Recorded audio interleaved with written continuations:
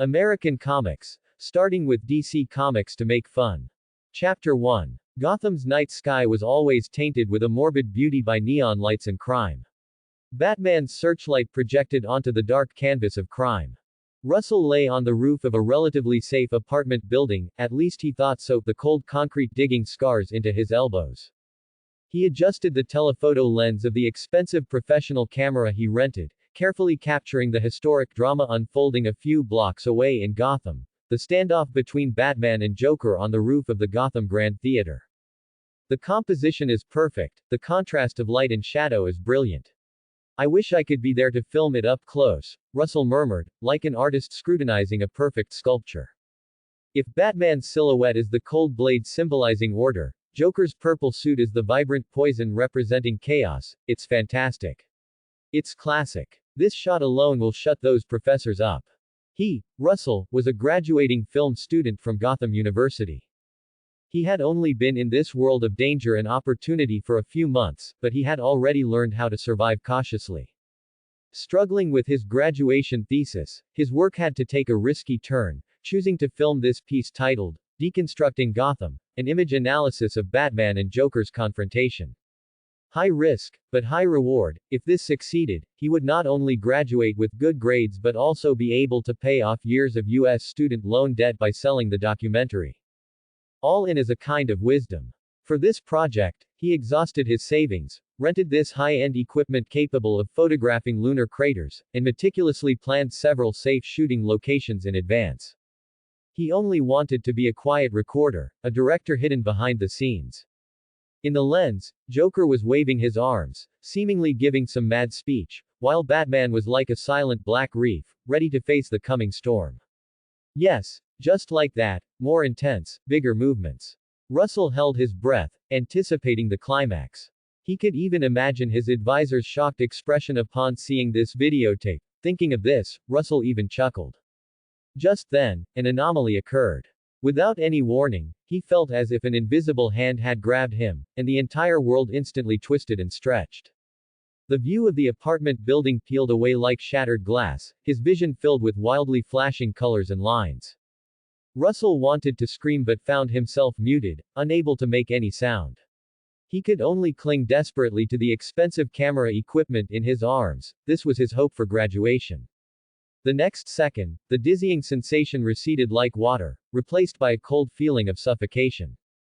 He found himself no longer lying on the safe apartment rooftop, but standing in the center of the Gotham Grand Theater roof, rough flagstones beneath his feet.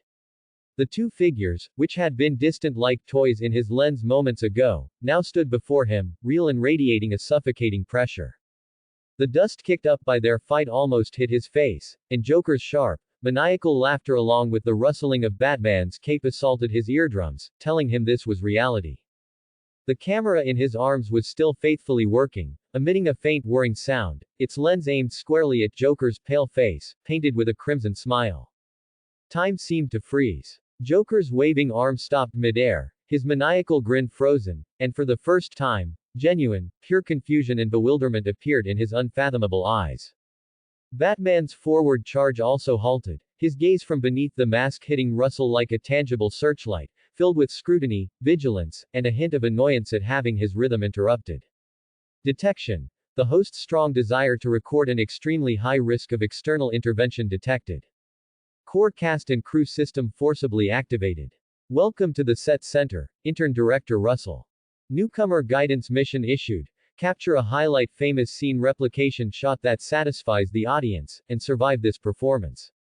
Skills loading. Eye of the fourth wall, beginner, equipped. Famous scene replication saved to skill library. Several lines of softly glowing text, visible only to him, appeared in his chaotic vision.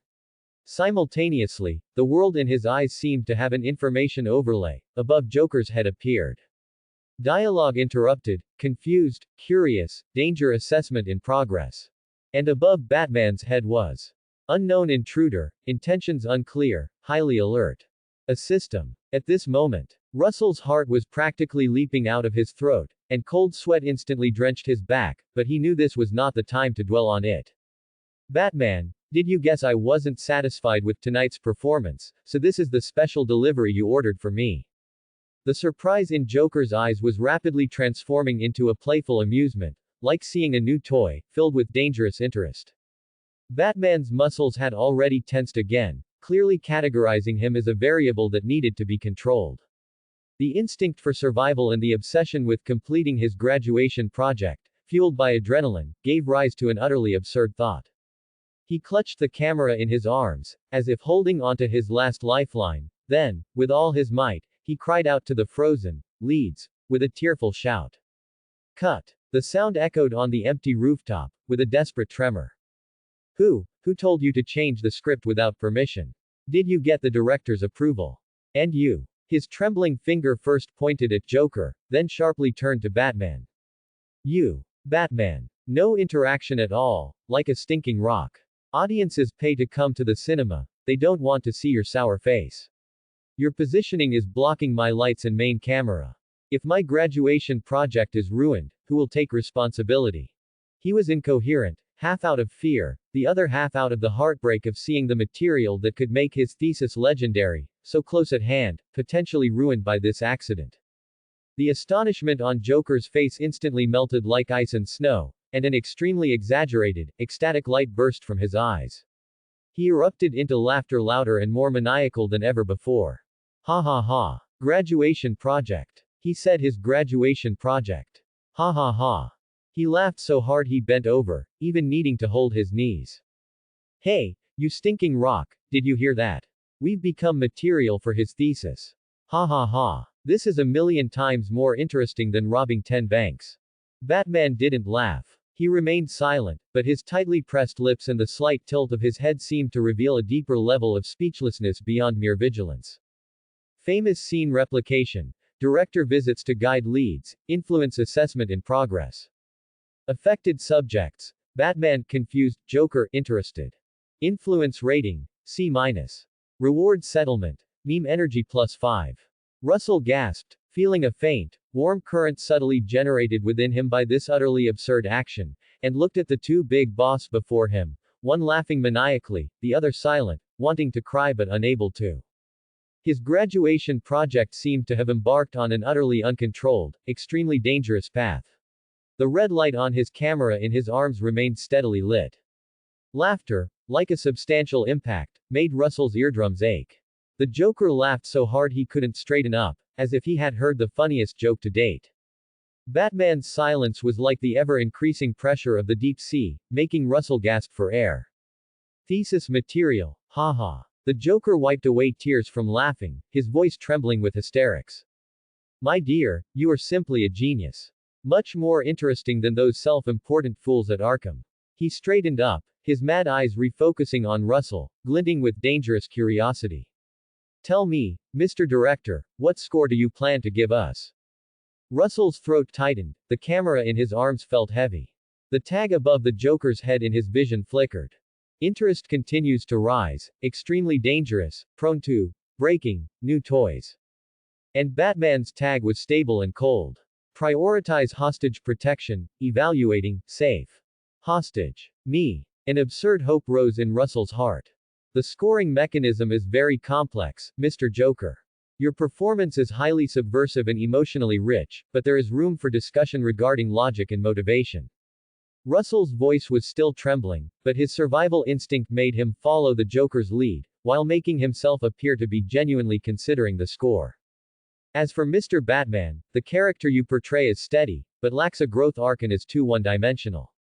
Every word he spoke felt like dancing on a knife's edge. The Joker listened with great interest, even nodding along, while Russell felt the gaze beneath his mask grow even colder.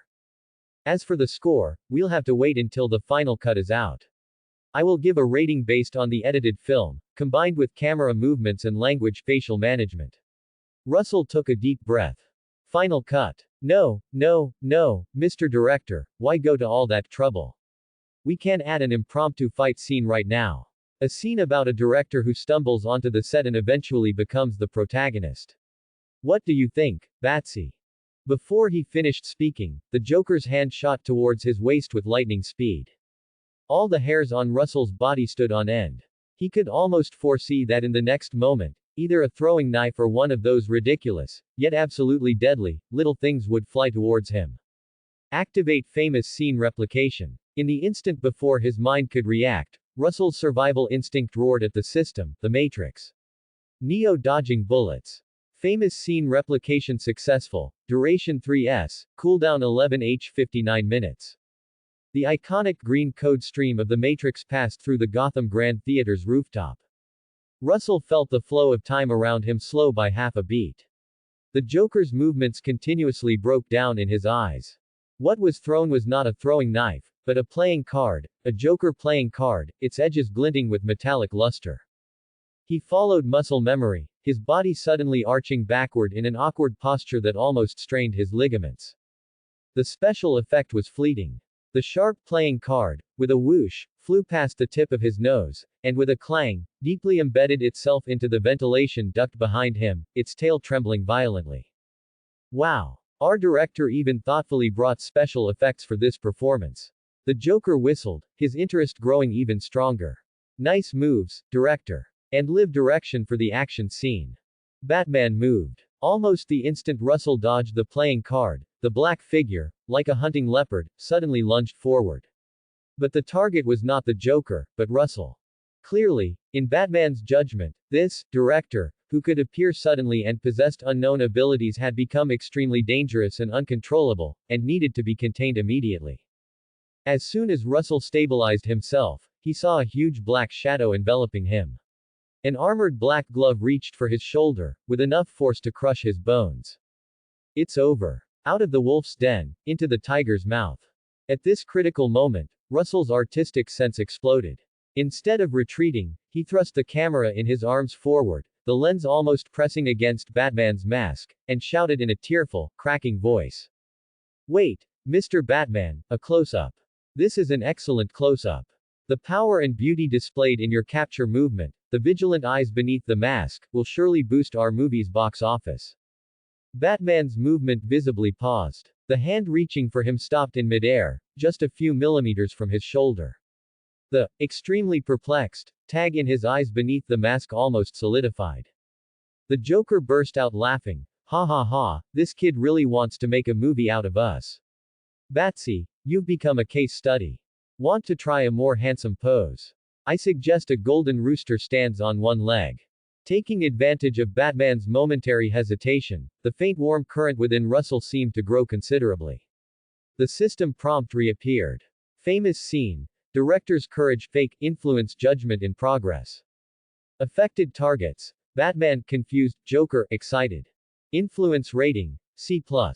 Reward settlement. Meme energy +10. Fourth wall information updated. Joker's throat trial card. An opportunity. Gentlemen, listen to me. Why don't we try a different approach? Russell waved his free hand, trying to increase his persuasiveness. Violent conflict is a classic narrative structure, but it lacks innovation now. Can we have a debate about the future fate of Gotham? Or perhaps we all call our friends and family to film a public service announcement, urging teenagers to stay away from crime. How educational that would be. Two sworn enemies shaking hands for the healthy growth of the next generation of teenagers, Batman and the Joker speaking together. I guarantee tomorrow's global headlines will be about us. The Joker's smile froze for a moment, then became even more exaggerated and dangerous. Debate. Public service announcement. He slowly repeated, his fingers gently tapping his chin. My dear director, are you trying to shackle my performance with positive energy? Friends and family. Batman's face was grim, but he didn't try to step forward again. He just stood there, like a volcano about to erupt, calmly observing this increasingly absurd farce. Russell knew he had only temporarily bluffed them, but the crisis was far from over, and his abilities were used up. He was like walking a tightrope between two behemoths, a slight misstep could lead to self-destruction. His balancing pole was the camera in his hand and the unreliable system. The pressure formed by Joker's wild laughter and Batman's silence, like a tide, almost suffocated Russell. He clutched the camera tightly, as if holding onto the only floating log in the vast ocean, with only one thought left in Russell's mind. I'm screwed. I tried to pull a fast one and ended up losing more than I gained. Not only is my graduation project gone, but I might also lose my life here today. Just then, a faint but gradually clearer police siren sounded in the distance. Commissioner Gordon and his men were approaching. Joker tilted his head, listening, and a, "how annoying," expression appeared on his face. Oh, it seems tonight's impromptu performance has to end early. The boring police always arrive so punctually. Batman's attention was also momentarily distracted by the siren. He needed to assess the GCPD's approach route and potential impact. Russell heard the system's prompt. Newbie Guidance Mission. Film a highlight scene that satisfies the audience and survive this performance. Completed. Completed recording of famous scene. Duel of Light and Shadow. Mission settlement in progress. Famous scenes collected. Director's presence guiding the lead actor. Director's courage fake. Duel of Light and Shadow A-. Overall rating B. Mission rewards issued. Meme Energy plus 2.0. Skill. Joker's throw trial card has been converted to permanent skill. Precise throw intermediate. Director's skill. Environmental atmosphere influence elementary has been reissued. Special reward. Due to the host successfully maintaining the director persona in an extremely dangerous environment and initially gaining the lead actor's attention, newbie director's benefit unlocked. Multiverse set single round trip ticket X1. Almost at the moment the rewards were issued, Russell felt a warm current, far more potent than before, surge through his entire body, not only dispelling some of the coldness and fatigue brought by the night but also making his senses much clearer, and his physical coordination seemed to have improved. At the same time, subtle tips on how to throw objects more skillfully and how to adjust light and sound more precisely were etched into his mind. With a thought, a concise, translucent panel unfolded in his vision. Director. Russell. Current set. DC Universe Main Universe. Core skills. Eye of the Fourth Wall, Elementary, observe main character's emotional tags and simple intentions. Famous scene replication, trial version, cooling down, 11 hours 48 minutes and 12 seconds. Precise throw, intermediate, improves accuracy and control of thrown objects. Environmental atmosphere influence, elementary, slightly alter non-physical environmental factors, light, shadow, sound, etc. Special item. Multiverse set single round trip ticket X1 usage. Activate with thought. Can select target. Set. For jump. Cooldown. None. Note. Newbie benefit. Only once. Please choose destination carefully. New skill unlocked. Director's commentary. Elementary. Your narration will be more easily heard by the main characters on set, and comes with a slight mental guidance effect. Meme Energy Reserve. 35 100ths, reaching 100 allows for a random draw of a high-level skill or item related to a collected famous scene. Russell's breathing suddenly quickened. Not because of the skill enhancement, nor because of the seemingly useful, precise throw, but because of that, multiverse set single round trip ticket. He had to escape, immediately, right now. He had no desire to get involved in Batman and Joker's mess. Before, it was out of necessity to save his life and graduate. Now that he had a chance to run away directly, why would he stay here waiting for death? As for going with Batman, don't be ridiculous, he didn't want to be stripped bare and locked in a dark room or have Batman dissect him to study his secrets. He just wanted to be a competent director, documenting interesting things, not getting caught in the vortex of good and evil. Where to choose is a destination. The system indicated he could choose, which made Russell ponder. After all, there weren't many places that were truly safe and could significantly boost his strength. Suddenly, a segment from a Sichuan accented dubbing came to his mind, Megamind. That world where the blue-skinned villain ultimately became a hero. It was chaotic enough, and fun enough. Most importantly, that world had developed bizarre things like Superman serum. At this moment, Commissioner Gordon's voice came through the loudspeaker, and the GCPD's searchlights illuminated the rooftop as if it were daytime. It seems we must part ways again, my dear Mr. Director. I look forward to performing another brilliant drama with you in this artless Gotham, as interesting people like you are rare in Gotham. Joker laughed loudly and vanished into the shadow. Meanwhile, Batman's gaze, like substantive chains, had firmly locked onto him, and he began to walk towards him.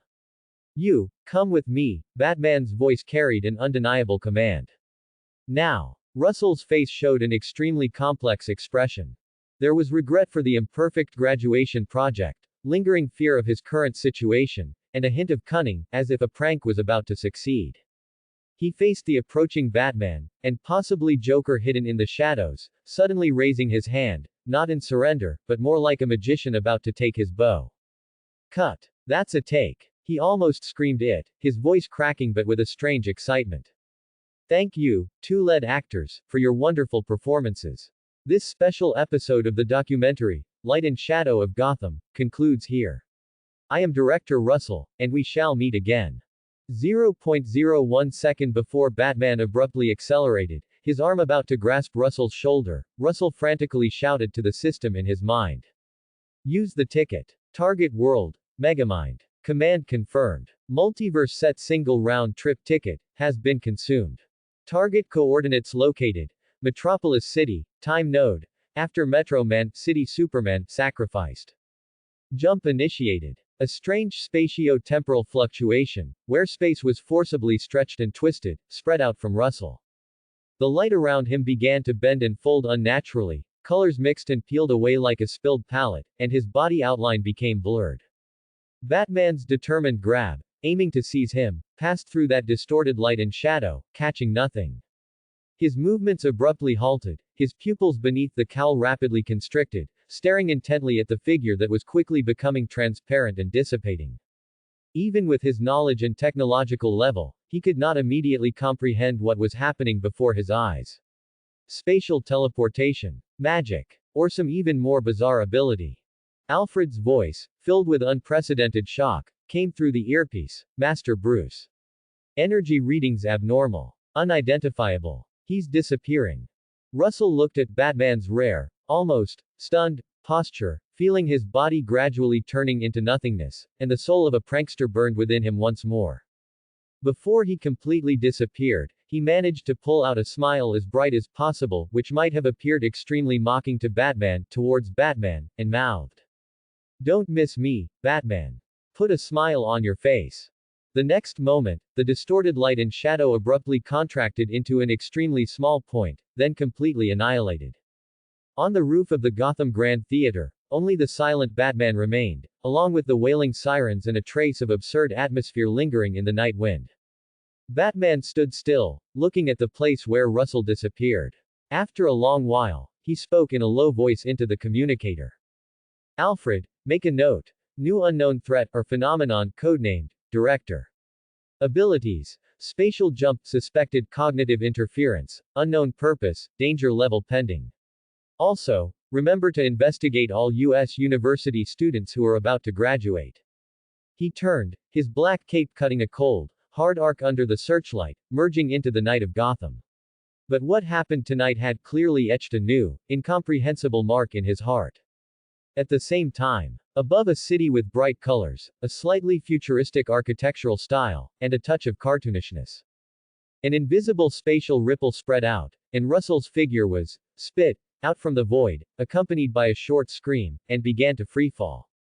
System, you tricked me. Why is it high-altitude deployment? This is completely different from what was in the book. He flailed as he fell, the strong wind filling his mouth, and the camera in his arms was still instinctively held tightly.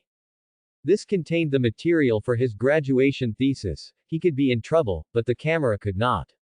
Below him, the head of a giant statue with the City Superman logo on top was rapidly enlarging in his vision.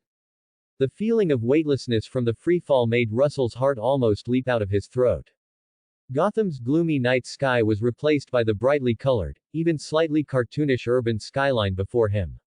The giant, City Superman statue's head below was rushing towards him at an alarming speed. Holy crap! Does the beginner's welfare not include safe landing service? Russell cursed wildly internally. His survival instinct made him cling to the camera tightly, while frantically mobilizing his newly enhanced body coordination and that meager bit of meme energy. Environmental atmosphere influence. Give me a buffer. Even if it's just psychological comfort. He haphazardly gave instructions to the system, while trying to adjust his posture, attempting to make his fall look better, at least not to smash his only means of income, the camera. Command received. Environmental atmosphere influence primary activated. Consuming trace beam energy. Effect. Acts on the air's refractive index along the host's fall path, creating an extremely subtle, visual, slow motion illusion. Actual physical speed remains unchanged. Russell felt that the surrounding falling scene seemed to have thickened by a tiny bit. It might just be a psychological effect, but it did make him calm down a little. He stared at the increasingly close top of the statue's head, that flat, standable area, and a thought flashed through his mind. Precise throw. Target. Statue's ear. Use this. He suddenly pulled out a power bar from his pocket, which he had hidden on him earlier, originally intended as a snack, with quite sturdy packaging. Using all his strength and the skill endowed by precise throw, he threw the power bar towards the statue's giant stone ear. The power bar traced an arc that was not graceful but exceptionally precise, and with a thwack, it lodged perfectly in the crevice of the statue's auricle. This tiny force was merely a drop in the bucket for his falling momentum. But that's not what Russell wanted. The moment the power bar hit the target, he roared again in his heart. Famous scene replication. Target. Myself. Content. Spider-Man, Tobey Maguire version, instinctively firing a web to grab the cliff wall when falling. Famous scene replication, trial version, is on cooldown, cannot be used. Am I going to be the first protagonist to die from falling? System, I'm eating lemons. Russell closed his eyes in despair, preparing to face a shattered end. However, the expected violent impact did not come. Instead, there was a strange sensation, as if falling into some kind of elastic gel. The falling kinetic energy was rapidly absorbed and buffered. He seemed to have fallen into an invisible trampoline, bounced a few times, and finally landed lightly, splayed out on the cold, flat top of the statue. Russell gasped, still shaken, and opened his eyes. He touched the hard stone surface beneath him, then looked up at the clear blue sky, completely different from Gotham's, confirming that he was still alive and seemed unharmed. He suddenly sat up, checked the camera in his arms, which was still intact. Only then did he belatedly look in the direction he had thrown the power bar, the statue's ear. There was nothing there. No, it wasn't that there was nothing. He vaguely felt that at the moment the power bar hit, a subtle, almost imperceptible power fluctuation, originating from the same source as the meme energy within him, was triggered. Was it some kind of superhero energy field remaining in the city itself? Or a bit of protection that came with the city Superman statue? He remembered that statue seemed to have some mystical properties in the movie. So, is it a coincidence? Or are the physics rules of this place just that cartoonish? Russell scratched his head, looking utterly bewildered. But no matter what, he survived. He stood up and looked around. He was now standing on top of the city Superman statue, one of the highest points in the city. Looking out, Metro City stretched out before his eyes. Bright colors, slightly exaggerated architectural curves, a continuous flow of somewhat retro-futuristic vehicles on the streets, and in the distance, the iconic City Hall building, shaped like a giant golf ball. Everything was full of vitality, even a bit naive. Completely different from the deep-seated gloom and sense of sin in Gotham. Is this the world of Megamind? Russell took a deep breath. No familiar smell of chemical waste and sin like Gotham, but rather a hint of donut fragrance. Detected host has successfully arrived at new set, Megamind universe. Current set status. Early reign of Megamind, the Megamind, after City Superman's sacrifice. New set mission triggered. Obtained Superman reagent data. Camera has built-in recording function. Complete filming of famous scene. Clash of God and Pseudo-God. Tip. Famous scenes, and meme energy, obtained in the new set will be calculated independently, but can be used to upgrade general skill levels. Independent calculation. Russell stroked his chin. This meant he had to start from scratch in this new place, beginning his director career. The director's nature began to stir. Gotham was too depressing, Batman was too scary, Joker was too insane. And here, a city ruled by a self-proclaimed blue-skinned Megamind. Sounds very interesting. He raised his camera, turned it on, adjusted the focus, and began to record this strange city. The lens swept over the clean streets, the bustling crowds, and in the distance, that prominent museum, originally belonging to City Superman, and now most likely converted into an evil lair, by McMee. Bright art style, high color saturation, full of potential for dramatic conflict. Russell's occupational disease kicked in, and he began to critique a dead, perfect hero, a successful, yet lost comical villain, a brave female reporter unwilling to be ruled. A classic three-act structure. A smile belonging to a professional mischief maker gradually appeared on his face. "So, dear Mr. McMee," he said to the camera, as if recording a new director's log. "Are you ready to welcome an off-screen director from another dimension? Does your evil reign need a bit more professional dramatization?" He didn't care who was the hero or the villain, he only cared if the performance was interesting. Provided his own safety, he didn't mind adding some variables to this seemingly settled drama. For example, making a dead hero's return more dramatic. Or, after a successful villain experiences how lonely it is to be invincible, guiding him towards a more interesting direction. Russell put away the camera and stretched his limbs. The immediate priority was to get down from this statue and then delve into understanding where the plot had progressed. After Russell landed safely, a different air from Gotham filled his lungs, carrying a hint of urban busyness and a touch of sweetness. Russell stabilized himself and immediately looked around. He was standing in a slightly old urban alley, behind him a garbage can emitting the sour smell of food. The street was filled with the sounds of traffic and people, outlining a normal, mundane modern urban landscape. There was no constant oppression and crime of Gotham here, but it also lacked the futuristic feel of a metropolis. Russell walked out of the alley with his camera, blending into the sparse crowd on the street. People were in a hurry, most with numb expressions, seemingly lacking passion for life. This was in stark contrast to the huge, golden Metropolis Superman statue in the city center square. Russell walked to a newsstand, his gaze sweeping over the newspaper headlines. City Superman statue's 3rd anniversary. People's love for Superman remains. Genius villain McMee fails another prison break. Police announce he is under strict control, much less dangerous than before. It seemed the news of Superman's death had not yet been reported. Just then, a large public screen on the street suddenly broadcast an urgent news flash.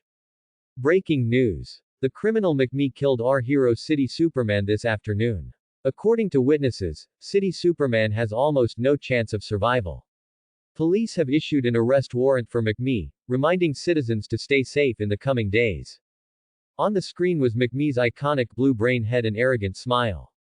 Pedestrians on the road, hearing this news, collapsed and ran home for shelter. Visibly, the number of vehicles and pedestrians on the road decreased. But at this moment, Russell's eyes lit up, the opportunity had arrived. McMee had just defeated City Superman and was in a period of confusion after having no enemy. It was also the time he most needed recognition and inspiration, making it the best time to approach him. How to approach him? Directly go to him and say, "I'm here to help you with the serum." That would most likely get him labeled a madman or a spy. Russell looked at the cold camera in his arms, and a plan quickly formed in his mind. He would use his professional identity, and most importantly, his familiarity with the script. Russell recalled the approximate location of McMee's base in the movie, that evil base disguised as an abandoned library. He hailed a taxi, gave a vague address, and prepared to scout the location first. Along the way, he organized his system panel. Famous scene replication was undoubtedly his best trump card, and director's commentary might also have a use. Upon reaching the target area, Russell paid and got out of the car, pretending to wander aimlessly nearby. Soon, using the faint perception brought by the eye of the fourth wall, he located a particularly dilapidated, giant stone building that stood out from its surroundings. It was the long-abandoned Metropolitan Public Library. Through the building, he could feel unnatural energy flow and signal shielding inside. He did not approach rashly but chose to set up his camera on the rooftop of a taller commercial building across the street, beginning long-distance observation and recording. Zooming in, he could clearly see the sealed windows of the library, and occasionally, flashes of light near the rooftop vents that belonged to technology not of this era. As dusk fell and streetlights came on, Russell patiently remained on the rooftop, like a true documentary director awaiting his protagonist's entrance. Finally, as night completely enveloped the world, a A low, unique engine sound approached from a distance, and an exaggerated, aesthetically pleasing, deep purple flying vehicle silently landed on the library's secret rooftop. The hatch opened, and a figure in a black tight-fitting combat suit, with a huge blue head, walked out somewhat listlessly. It was McMee. Behind him floated Minnie Wong in a spherical water tank. Home, Minnie Wong, McMee's voice drifted on the night wind, carrying a hint of weariness and loss. Another successful prison break, another boring victory. But this time, you successfully killed Superman, sir. Minnie Wong responded loyally. Success. McMee stood at the edge of the platform, looking at the dazzling but utterly empty city below him. And then what? There's no Metropolis Superman to stop me, no challenge, no recognition from an opponent. This victory is like mashed potatoes without salt, completely tasteless. Russell, on the rooftop, clearly captured the undisguised confusion and irritation on McMee's face through the telephoto lens. He knew the time was ripe. He needed an entrance that McMee couldn't refuse. He folded his tripod, picked up his camera, took a deep breath, and walked towards the abandoned library. He didn't try to find a hidden entrance but walked directly to the library's massive, tightly shut bronze main door. He knew there must be the most advanced surveillance and defense systems here. Russell adjusted his collar, set the camera to an appropriate angle, ensuring it could capture both himself and the library's main door. Then he activated the director's commentary skill, and facing that door, and also facing McMee who might be watching him from behind the monitors, he spoke in a clear, calm tone with a hint of academic discussion. The villain wins the world but loses to inner emptiness. A classic dramatic conflict, but unfortunately, the actor seems immersed in emotion, forgetting that a true villain's story always needs new chapters. Mr. McMee, Russell directly called out his name. His voice, enhanced by the skill, carried a certain penetrating power. If you are still looking for a revolutionary twist for your script, perhaps we can talk. I happen to have a proposal on how to redefine heroes and villains, guaranteed to be more interesting than you blowing up 10 banks. After speaking, Russell said no more, just stood quietly in front of the door. The camera's red light glowed steadily, waiting for a response from inside. He knew that for a genius villain who craved attention and artistic recognition, this direct approach, pointing out his inner dilemma and offering an enticing proposition, was more effective than any forceful intrusion or humble plea. He was gambling on McMee's remaining curiosity and desire for performance, as well as the emptiness and confusion after achieving victory. After a few seconds of dead silence, from a loudspeaker disguised as a gargoyle statue above the library door, came McMee's voice, filled with surprise and investigative desire. An interesting opening, unknown critic. Come in, let me hear your proposal, but I warn you, if this script isn't exciting enough, my Minnie Wong is quite hungry. The heavy door, accompanied by the sound of machinery, slowly opened inward, revealing a deep, technologically advanced passage behind it. Russell took a deep breath and stepped inside. His Megamind set officially began filming, and his goal was to persuade this recently retired top villain to collaborate with him to create a hero once again. The bronze door closed behind him, cutting off the light and sound from outside. Russell stepped into a futuristic metal aisle, where soft light emanated from both sides of the wall, guiding his way. The air was filled with the smell of engine oil, seafood, and popcorn. This bizarre combination slightly relaxed Russell's tense nerves, fitting McMee's style in the movie. At the end of the path was an automatic sliding door, behind which was the iconic underground base from the movie, filled with all sorts of strange inventions.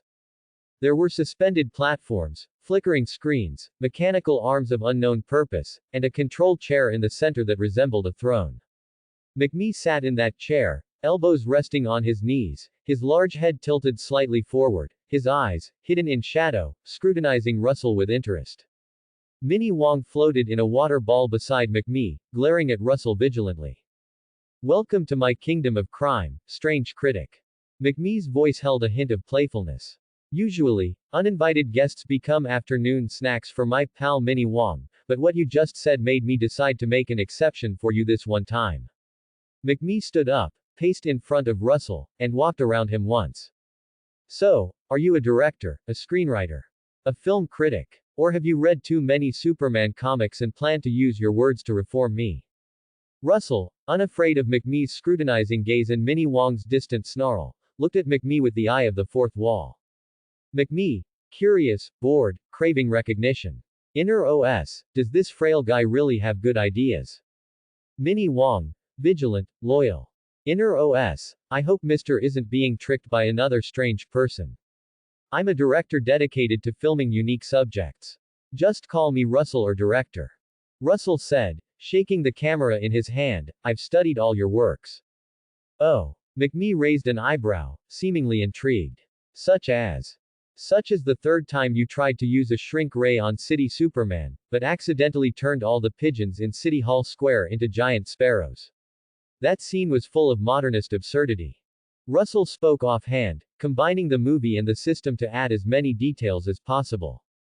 Or like your last prison break, where you used pudding from the prison kitchen and a modified vacuum cleaner to create chaos, a very lifelike artistic creation. McMee paused, then burst out laughing. Ha ha ha. You really did your homework. Yes, the way those stupid pigeons chased and pecked at the police, it's always hilarious to think about. He clapped Russell on the shoulder with force. The force made Russell wince. I like audiences who appreciate. I acknowledge you, director. Famous scene, appreciation of a genius villain, being recorded. Affected objects. McMee, appreciation, Minnie Wong, jealousy. Influence rating, C. Reward settlement. Meme energy +10, amnesia stick x1. Meme energy reserve, 10/100ths. With the rewards in his account, Russell's heart settled, indicating the correct path. But McMee's laughter ceased, his expression turning serious, imbued with the stubbornness and arrogance only a genius possesses. Appreciation is one thing, but what you said outside just now, redefining heroes and villains. That's quite a boast. You know how many years City Superman and I have fought. Do you know what true evil art is? I know you defeated him. You defeated City Superman with your wisdom. McMee's expression instantly froze. He narrowed his eyes, his voice deepening slightly. What did you say? I said you defeated City Superman with your wisdom, Russell repeated, his gaze unwavering. Defeating City Superman, you proved one thing. In the face of absolute wisdom, so-called innate divine power is nothing. McMee slowly walked to the main control panel, tapped a few buttons, and the holographic projection in the center of the base lit up, playing a video. It was the scene of City Superman trapped in a copper ball in the museum, struck by McMee's solar death ray. Although the exact process wasn't visible, the result showed Superman had been reduced to a skeleton. Yes, I won. I gained everything in this city. City Superman has completely become dust in the annals of history. McMee turned around, the frivolity gone from his face, replaced by an expression mixed with pride and a deeper sense of emptiness. I won all of this, and then what? There are no cheers, this city has become utterly boring. His voice carried real pain and confusion. Russell knew the crucial moment had arrived. He stepped forward, like a director truly instructing an actor. That's the problem, Mr. McMee. Your script abruptly ended after the climax of the first chapter. You defeated the old god, but you didn't establish your new order, nor did you even find a suitable opponent in this world. This isn't a complete story, it's a botched project. So I'm here to help you get the plot moving again. McMee was stunned by these remarks.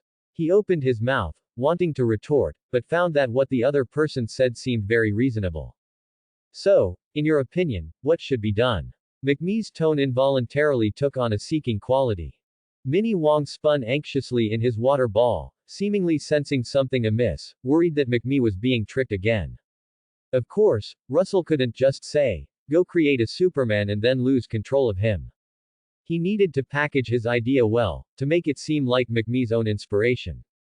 He walked to the holographic projection, gesturing in the air as if outlining a blueprint. A world without challenges is indeed dull, but why must one wait for a challenger to appear, instead of actively creating a challenge? He looked at McMee, his eyes full of guidance, while also using the director's commentary to persuade McMee. You've already proven that wisdom can defeat strength, so why not use that wisdom for cultivation? Cultivation. McMee was confused. Cultivating an opponent, Russell said, word for word, his voice laced with allure. One crafted by your own hands, instilled with your ideals, a perfect opponent that fully meets your expectations. You define his strength, set his rules, guide his growth. This is no longer a simple confrontation between good and evil, but a game between the creator and his masterpiece. It's a game truly fit for a god. So, what's your proposal? McMee's voice deepened slightly. Create a new era. Create a new god, shaped by us. Russell's voice was extremely tempting.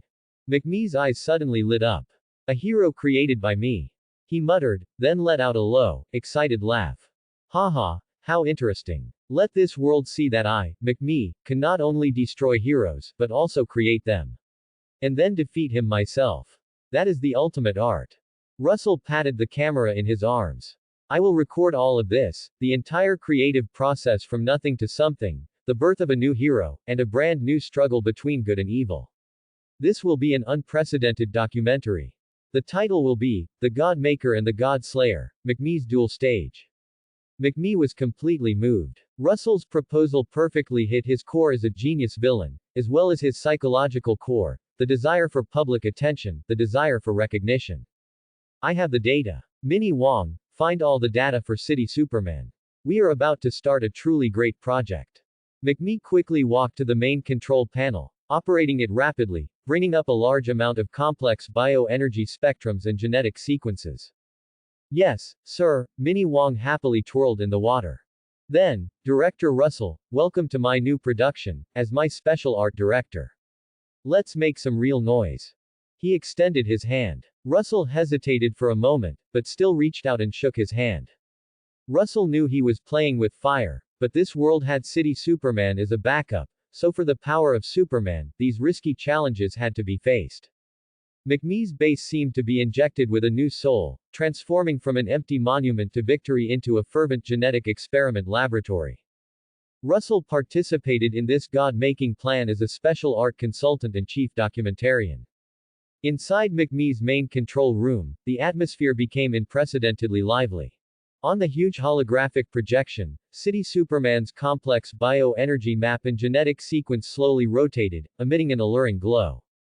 Look here, and here. McMee excitedly pointed to several important junctions in the genetic sequence, his blue face glowing with excitement. These energy and genetic markers are unique, but this stability is like stuffing the sun into your butt.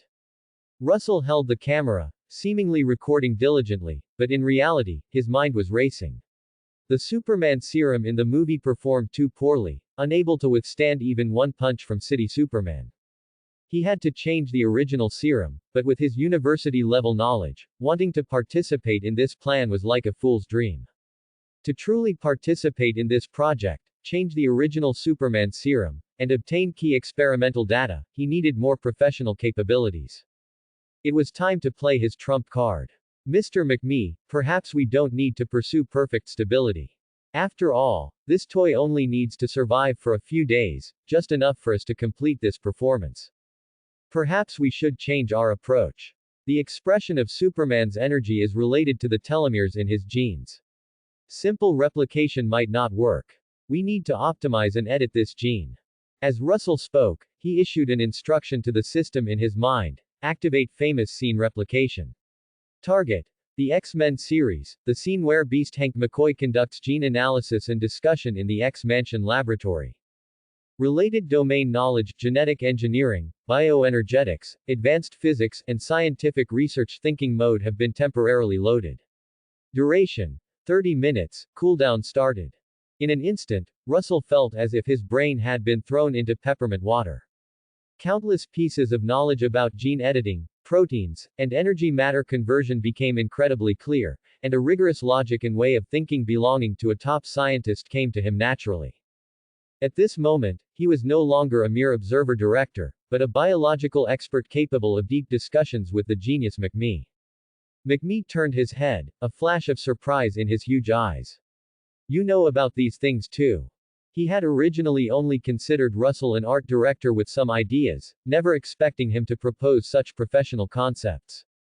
Just a little, Russell smiled slightly, walked to the control panel, and his fingers began to slide rapidly across the holographic projection, using gene enzymes extracted and cultured from Superman's genes, combined with a targeted energy field, to trim the genes. The sequence fluctuation is too smooth. It lacks a bit of dramatic mutational tension. Perhaps we need a more impactful catalyst to activate potential, rather than just stable energy input. Russell felt this was not enough. He removed the gene sequences that maintained stability, introduced highly adaptable vectors for expression, and reduced the rejection reaction caused by the injection of the agent. The Superman cultivated in this way would have an extremely short lifespan and very poor stability, but could unleash stronger power. Watching Russell's skillful operation, from initial confusion to final excitement, McMee waved his hands. Russell, you are a genius. Minnie Wong, quickly record this. Remodel according to director Russell's ideas. McMee shouted, and he too rushed to the control panel, hands dancing, engaging in an intense discussion with Russell. Over the next half hour, the main control room was filled with various technical terms and the hum of energy simulations. Russell, relying on his temporarily acquired Doctor of Genetics ability, not only kept up with McMee's ideas but also offered constructive suggestions at several key points, greatly advancing the research and development process of the Superman serum.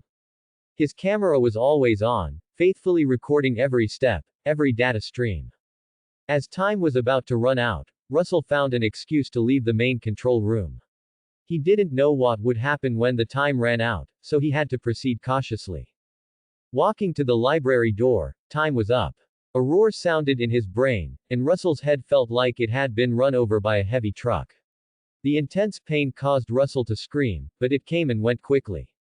The pain gradually receded, and the knowledge in his mind was also gone, as if nothing had happened. Famous scene, clash of science and madness, being recorded.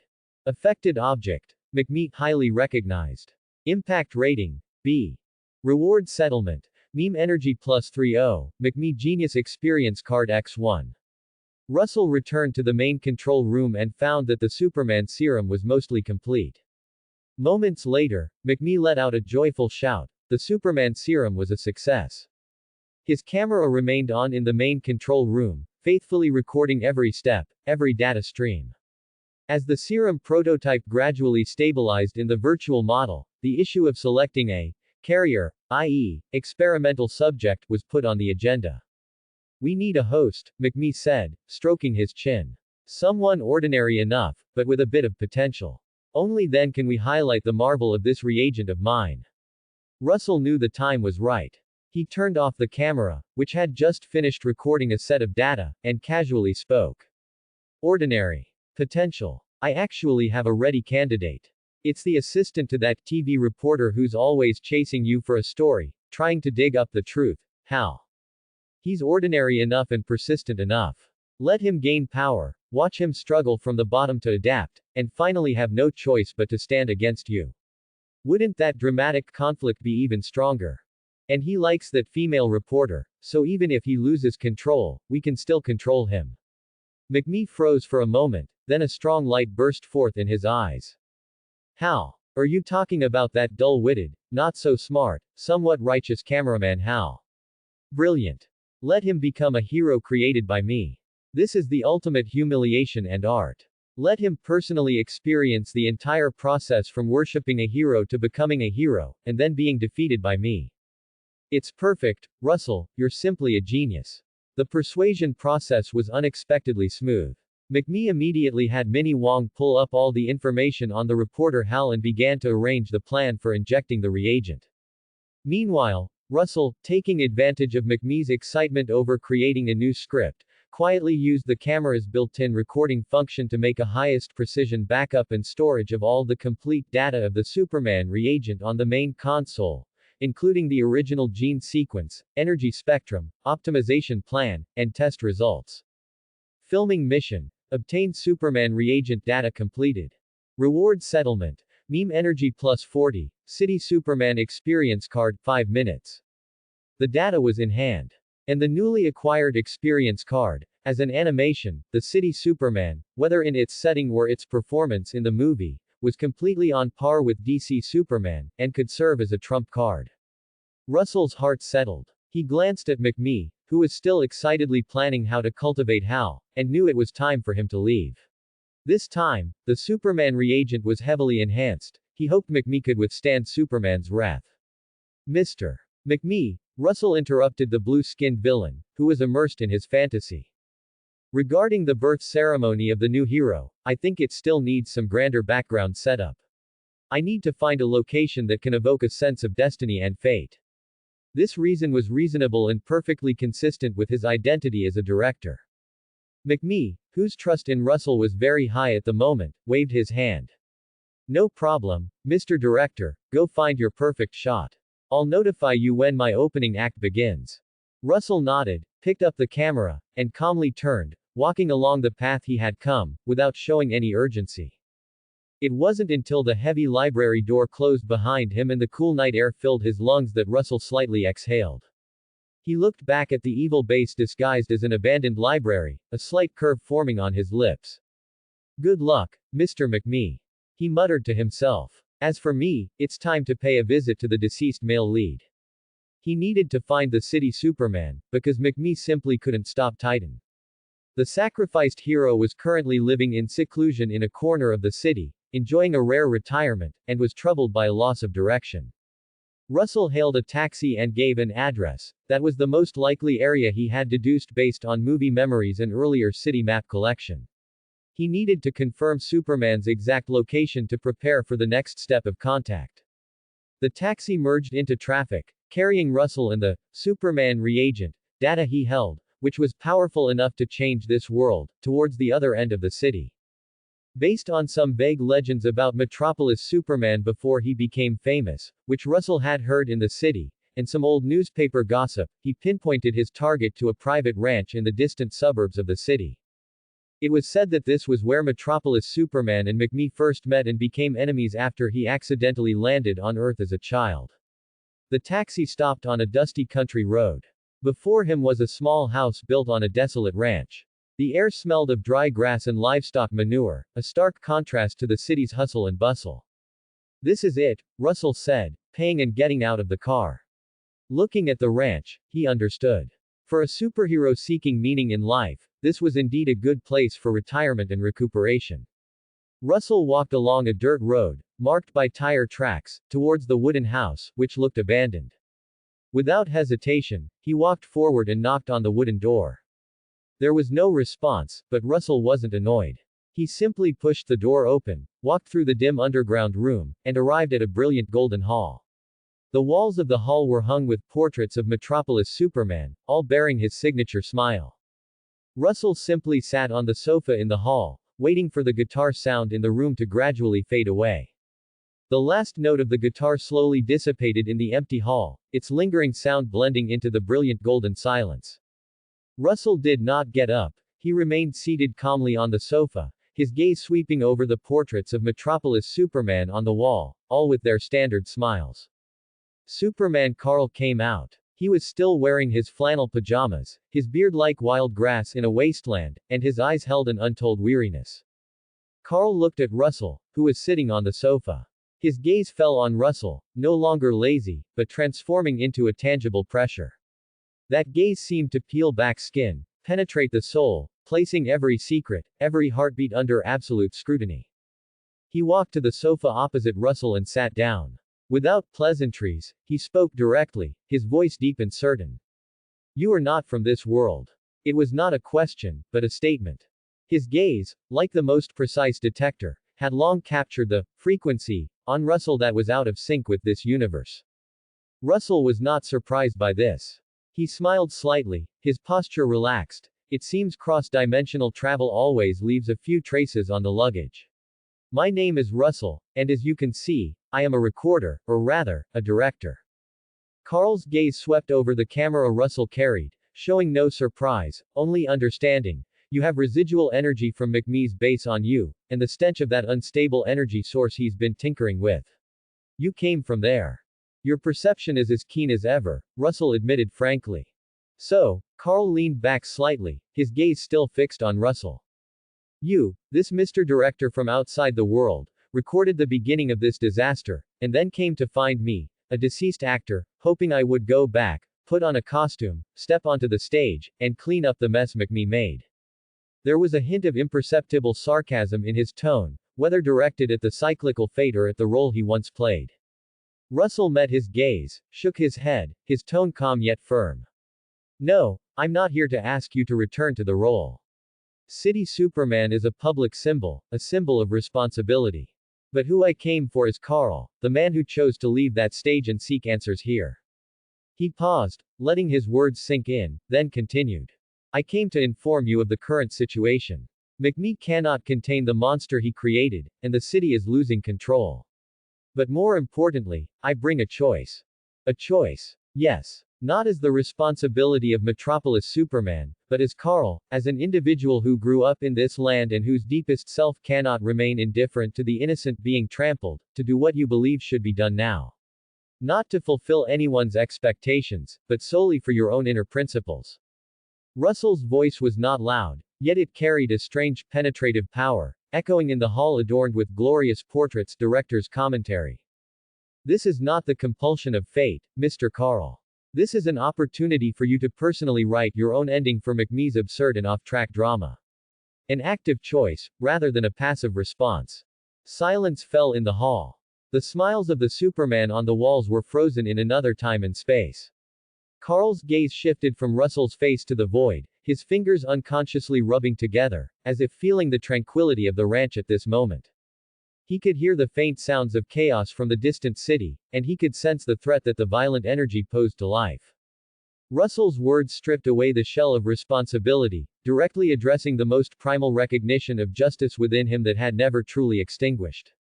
After a long while, Carl slowly stood up. He did not look at the portraits, nor did he make any impassioned declarations. He just looked deeply at Russell, his gaze complex, containing understanding, a hint of helplessness, and a rekindled resolve. Mr. Director, he began, his voice regaining a certain steady strength, your script reminded me of something. What? Even if the stage changes, the actor is still the actor after all. He turned, not walking towards a corner where his battle suit might be collecting dust, but directly towards the passage leading outside. His steps were steady, no longer showing any confusion. Retirement, it seems, has to end early. Oh, and Mr. Superman, before you go, take this with you. It might be useful. Russell, with a mischievous grin, handed the pink Star of Chengdu he bought from a roadside shop to Superman.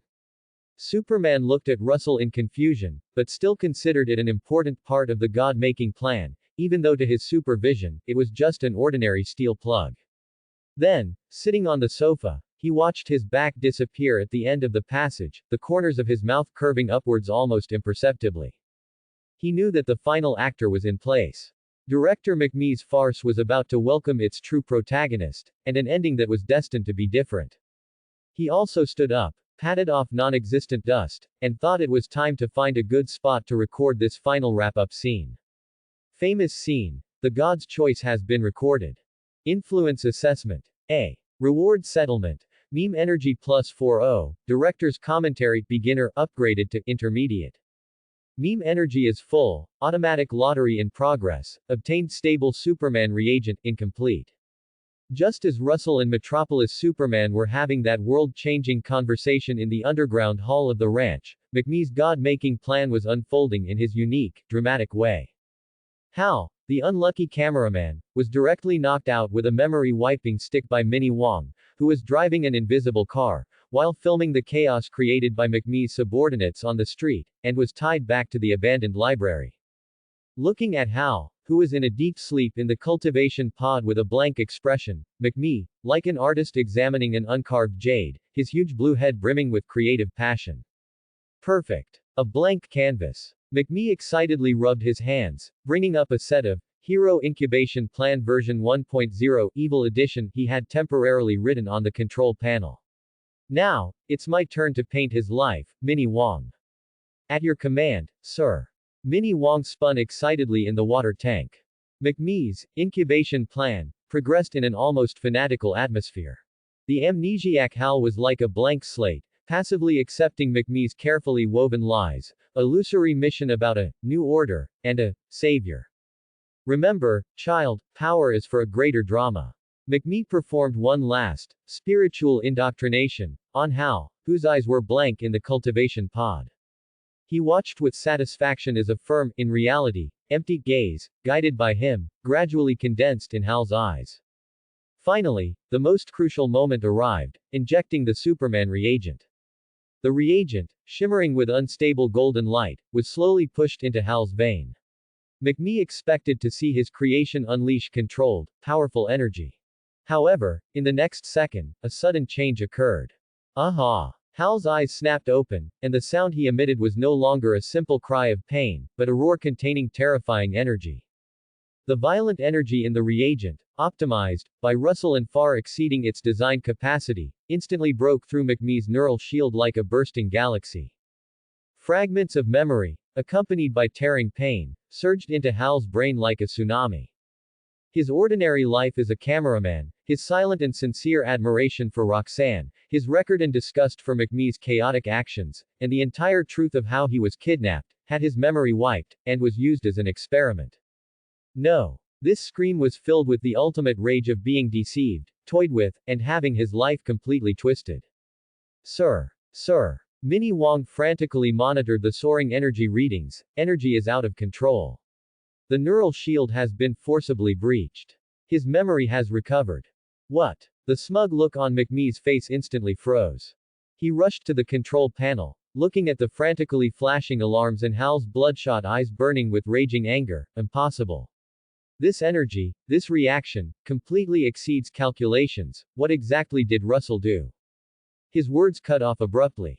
Because the reinforced glass of the cultivation pod emitted a piercing sound under the impact of the golden energy bursting around Hal. Crack, boom. The entire cultivation pod, along with its base, was completely shattered from within by that brute force. Fragments flew in all directions like cannonballs. Hal floated in the swirling dust and overflowing golden energy, slowly landing. Unstable energy waves burned around him, his eyes were fiery white, and he stared intently at the dumbfounded McMee. McMee. Hal squeezed out each word from the depths of hell, filled with bone-deep hatred. What have you done to me? McMee subconsciously took a step back, a look of panic appearing on his face for the first time as his plan completely derailed. Wait. Hal. Listen to me. I gave you this power. We can absolutely cooperate and rule this city together. Explain. Hal let out a twisted, wild laugh, cutting McMee off. He raised his hand, feeling the power within him that could destroy heaven and earth, and the humiliation of having everything forcibly given and then forcibly taken away. Explain with your life. He stopped talking nonsense, not even using any technique. He simply let the violent energy he had just acquired, which he couldn't precisely control, transform into a destructive golden torrent with his roar, surging towards McMee and the control panel behind him. Minnie Wong. Defend. McMee clumsily activated his hover chair, narrowly avoiding the impact, but his cherished control panel and the trophies displayed behind it were instantly vaporized. The entire base shook violently, and alarms blared. You've ruined everything. My base. My plan. McMee screamed, looking at the chaotic command center, his heartache and anger temporarily overriding his fear. Catch him. Minnie Wong. Activate all defense systems. However, it was already too late. Hal, who had obtained godlike power and was driven by endless rage, disdained to entangle with them. Like a human cannonball, he directly smashed through the base's heavily reinforced dome, carrying rubble and smoke, and soared into the metropolis's night sky. He left behind only a roar filled with destructive desire, echoing over the city. McMee, I'm going to destroy everything you have. McMee looked at the large hole in the ceiling and Hal's destructive roar coming from outside, his face turning extremely grim. His strongest creation, at the moment of its birth, had become the most dangerous Avenger, and it was heading straight for the city under his rule. This has really gone off the rails, Russell, you scoundrel, you just wait for me, McMee muttered to himself, a sense of despair rising. He realized that what Russell had left behind was not just an optimized reagent, but a bomb ready to detonate. And now, that bomb had detonated on his most cherished stage. In the distance, Russell vaguely sensed the sudden, powerful energy fluctuation filled with anger, and McMee's instantaneous tags of panic, anger, plan completely failed through the eye of the fourth wall. He put down the camera, a knowing smile playing on his lips. Oh. It seems the extra ingredient took effect instantly, he murmured softly, not too surprised. Well, the show is finally about to begin. He set up the camera again, adjusted the focus, and aimed it in the direction from which the energy burst came. A completely out of control chaotic drama, brought forward and escalated by his little intervention, had already begun. The night sky of Metro City was torn apart by a violent golden light. Hal hovered above the city center, unstable energy flames burning around him, like an angry sun. His newly acquired godlike power, mixed with his humiliating memories of being toyed with and modified, transformed into a pure, all-destroying desire. His eyes were white-hot, fixed on McMee's base below. "McMee! Get out!" His roar, like rolling thunder, echoed through the silent city. On the streets below, the remaining pedestrians looked up in terror, then screamed and scattered. From the large hole in the top of the base, McMee piloted his deep purple hover chair, ascending with difficulty. Minnie Wong followed closely, his electronic eyes filled with tension. "Stop! You ungrateful failure!" McMee shouted exasperatedly through the loudspeaker, trying to regain control. "I gave you all of this. You should be grateful. You should follow my script." Script. Power. A sinister smile appeared on Hal's twisted face. "I can feel my life force rapidly diminishing. This power is a curse. And you are the devil who cast the curse. I will destroy everything you cherish, just as you destroyed my life." He stopped talking nonsense, not even using any flashy techniques. He simply gathered and then released the violent energy within him in a simple, brutal manner. A golden energy torrent of astonishing diameter, like a giant whip wielded by a god, lashed out fiercely at McMee and the base beneath his feet. McMee's pupils contracted. He pushed the hover chair's power to the maximum, executing a clumsy side slide, narrowly avoiding the impact. But the base dome behind him was not so lucky. Under the sweep of the energy torrent, large sections of the building structure collapsed and vaporized like sandcastles. Minnie Wong. Activate. Villain Dignity Defense Protocol. Maximum output. McMee screamed, and the weapon bays on both sides of the hover chair instantly opened, countless energy pellets, restraint nets, and freezing rays shooting into the air towards Hal like fireworks.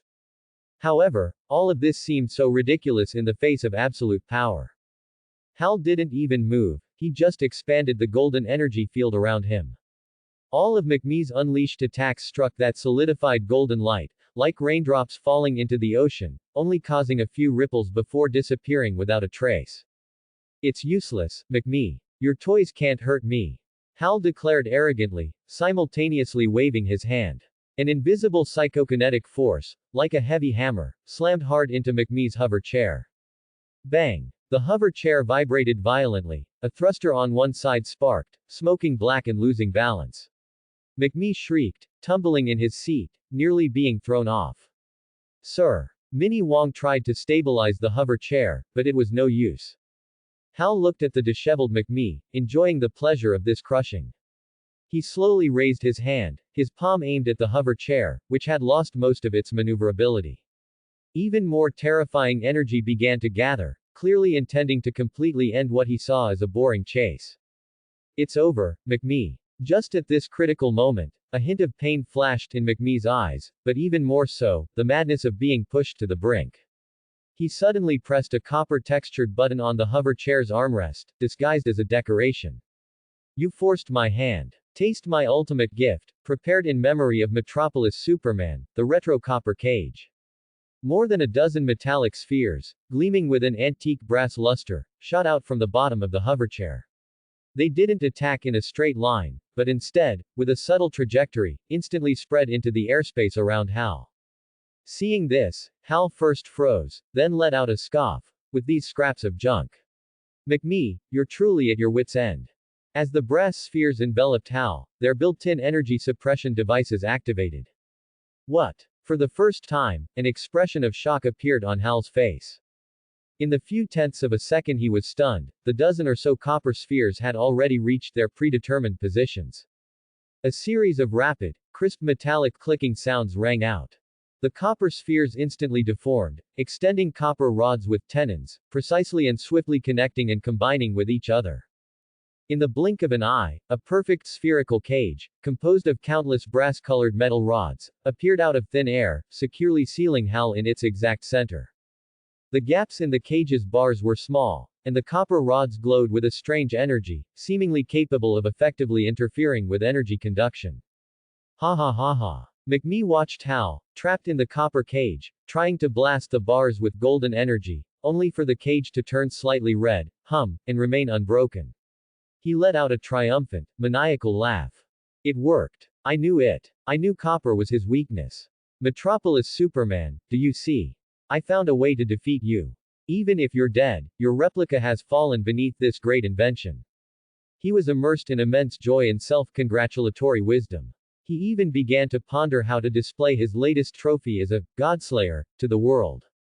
In the distance, Russell, observing through a telephoto lens, clearly saw the iconic copper spheres transform into a cage, and McMee's smug, carried-away expression. He couldn't help but rub his forehead. Sure enough, it's this. An ultimate weapon based on faulty intelligence. McMee, this guy, was truly tricked by Superman this time. The eye of the fourth wall showed that McMee's tag had changed to extremely excited, arrogant, misjudging the situation, while Hal in the cage was enraged. Energy interfered, but core power not fundamentally affected. In the cage, Hal's initial shock was followed by an even more blazing fury, almost enough to incinerate his reason. He frantically slammed and tore at the copper cage, golden energy surging like a storm within him and the cage. The copper cage vibrated violently, groaning under the strain, its surface turning fiery red, even beginning to show signs of melting, but it still stubbornly held him captive. It's useless. Useless. McMee gesticulated wildly in the air. This is a specially designed energy-suppressing alloy. Infused with the highest purity of copper. The more you struggle, the stronger it absorbs your energy. He seemed completely oblivious that the reason the copper cage could still trap Hal was more due to its physical structure and energy interference properties temporarily restricting a novice like Hal, who was unfamiliar with his own strength and only knew how to brute force, rather than the supposed weakness to copper, taking effect. Hal's inherent power was not entirely the same as Metropolis Superman's. Just as McMee thought the situation was decided and even began to compose his victory speech, a red laser swept across, directly severing McMee's neck. A large, blue head fell to the ground, while his body remained stiff, standing in place, his right hand waving, as if a victor. Poor McMee, even at the moment of his death, still believed he had won the war. Bugs are just bugs. To covet the power of a god, this is your end. Hal floated beside McMee's corpse, coldly watching Minnie Wong's crying. The copper cage shattered, McMee fell, and the golden Titan floated above the ruins, unstable energy flames burning around him, like a god of destruction descended to the mortal realm. The city's clamor seemed to be muted at that moment, leaving only the crackling of burning fire and distant, faint crying. However, human hope and misunderstanding sometimes arise in the most desperate moments. Due to distance and smoke, many citizens had not clearly seen the details of the previous fierce battle. They only saw a golden glowing figure, like the legendary Metropolis Superman, defeat the notorious villain McMee, now standing above the city. Is it a new hero? He defeated McMee. Has Metropolis Superman returned? Is he not dead? Light. He's glowing all over. He must be here to save us. The relief of surviving a disaster and a blind reverence for power caused some citizens to begin cheering, their voices growing from soft to loud, gradually coalescing into a wave of hope. They selectively ignored the violent aura emanating from the figure and the flattened streets around him. Just then, a motorcade, led by police cars, escorted the mayor of Metropolis City, carefully making its way through the ruins to the edge of the square. The mayor stepped out of the car, surrounded by bodyguards. He wiped the cold sweat from his forehead, straightened his crooked tie, and forced a fawning, official smile onto his face. He picked up a portable megaphone, looked up at the golden figure in the air, and shouted in as solemn a voice as possible. Respected Superman. On behalf of all citizens of Metropolis City, I thank you for defeating the evil McMee. Are you our new guardian? Please accept our sincerest gratitude. Hal, suspended in the air, slowly lowered his head. His blazing white eyes coldly swept over the mayor and the citizens behind him, whose eyes were filled with anticipation. There was no joy of being recognized on his face, only an indifference as if looking at ants, and a hint of disturbed impatience. Before the mayor could finish speaking, Hal, with an extremely casual gesture, as if swatting a fly, lightly flicked his finger in the mayor's direction. There was no earth-shattering explosion, no dazzling beam of light. Only a tiny, almost invisible golden streak of light, like a bullet accelerated to its limit, instantly crossed the distance between them. PFF'd. A faint but chilling thud. The mayor's head, still formulating a welcoming speech, exploded like a shattered watermelon. Red and white matter splattered all over the bodyguards and attendants behind him. The cheering ceased abruptly. Time seemed to freeze. All hope and smiles on everyone's faces instantly froze, then shattered, turning into extreme terror and disbelief. The headless corpse swayed, then softly fell. Hal retracted his finger, as if he had just done something insignificant. He surveyed the crowd below, which had fallen into dead silence and then erupted in terrified screams. The violent energy made his voice reverberate like thunder. Guardian. No. From today, I am the rule. I am the only god of this city. Kneel, or be destroyed. He declared, his voice devoid of emotion, only pure, overwhelming power and menace. The light around him grew even more intense, as if proclaiming his undisputed dominion. The citizens below scattered and fled, and Hal played a game of cat and mouse, causing destruction all over the city. McMee is dead, Metropolis Superman is gone, I am invincible. Just as he kicked a heavy truck towards a mother holding a child, a golden laser beam shot through, splitting the truck in two. The two halves of the vehicle, with immense inertia, passed on either side of the mother and child, finally crashing behind them with a roar, exploding into two fireballs. The wild laugh on Hal's face froze. He slowly turned his head, looking in the direction from which the laser beam had come. Metropolis Superman hovered in midair, his white cape flapping like a banner behind him. I once said that any villain is a child in front of Metropolis Superman. The dust stirred up after he landed, shaking Metropolis Superman's white pant leg, and a pink, Heart of Chengdu, fell out. The panic on Hal's face lasted only a moment, then was replaced by deeper savagery. When this potion was designed, Russell, with his twisted humor, added a setting. Upon seeing an object resembling the Heart of Chengdu, and sensing danger, it would immediately activate Berserk mode, forcing the host to burn their life without limit until death. You're not dead, so what? Hal roared, forcefully activating all the violent energy within him, and the golden light surged again like an out-of-control sun. The power I possess now far exceeds your imagination. I am the strongest. Carl, this city is mine. He slammed his fists together, and a ring-shaped golden energy impact wave spread out with a roar, shattering all the remaining building glass around. Immediately after, he transformed into a golden lightning bolt, moving at a speed far exceeding the speed of sound, with a piercing shriek that tore through the air, and punched Metropolis Superman in the face. This punch contained all his anger, humiliation, and the godlike power he had just acquired, enough to level a hill. However, Metropolis Superman didn't even assume a defensive stance. A thousandth of a second before Hal's fist touched his nose, his head tilted slightly. The fist, containing destructive energy, grazed his hair and struck empty air. The force of the punch lifted his white cape, making it flap, but it failed to harm him in the slightest. Hal's pupils contracted, disbelieving. He immediately changed his attack, sweeping with his elbow, slamming with his knee, and simultaneously firing scorching beams from his eyes. Hal's attacks were like a torrential storm, moving so fast that the naked eye couldn't catch them, only a dazzling golden light and shadow completely enveloping Metropolis Superman. But Metropolis Superman remained suspended in place, his feet not even moving an inch.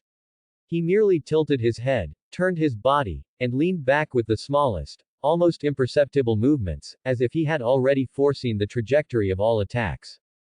All of Hal's berserk, world-destroying attacks passed by him by mere millimeters, not even truly touching his cape.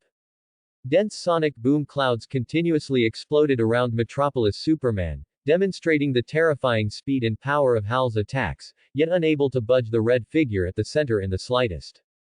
Too slow. Metropolis Superman's calm voice clearly reached Hal's ears amidst the continuous sonic booms. Power is not used like that.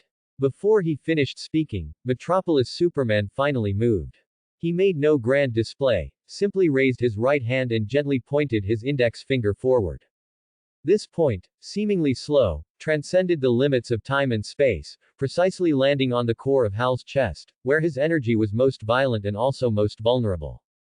An indescribable force, containing absolute rules, instantly penetrated Hal's golden energy field, ignored his seemingly unbreakable defense, and directly acted upon his life essence.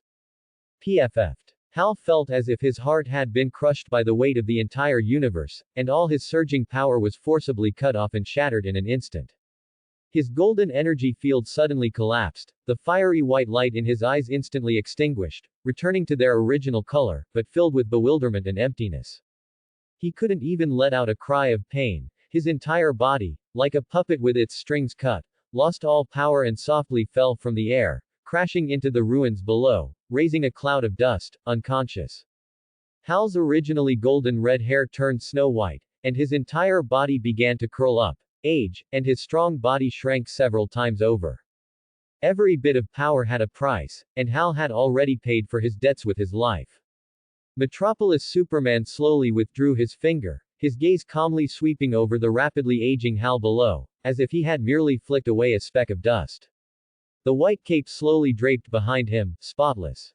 Sunlight pierced through the dust, shining on him, illuminating the white symbol as if it were a divine miracle. True gods do not need to roar, do not need to fight fiercely. With absolute power and control alone, they are enough to make any false god pale in comparison. In the ruins below, some hidden citizens, peeking through gaps, could hardly believe their eyes at this scene. After a brief deathly silence, there were irrepressible cheers and cries of joy from those who had survived a great calamity.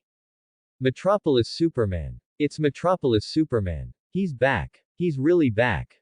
I knew it. I knew he wouldn't die. And Russell in the distance, capturing this almost miraculous, overwhelming scene through the lens, couldn't help but hold his breath. This was the true power of a god, transcending all skill and brute force. It was absolute control at the level of rules. Famous scene. Wrath of the true god. One finger defeats the enemy. Recorded. Influence exceeds upper limit. Judgment.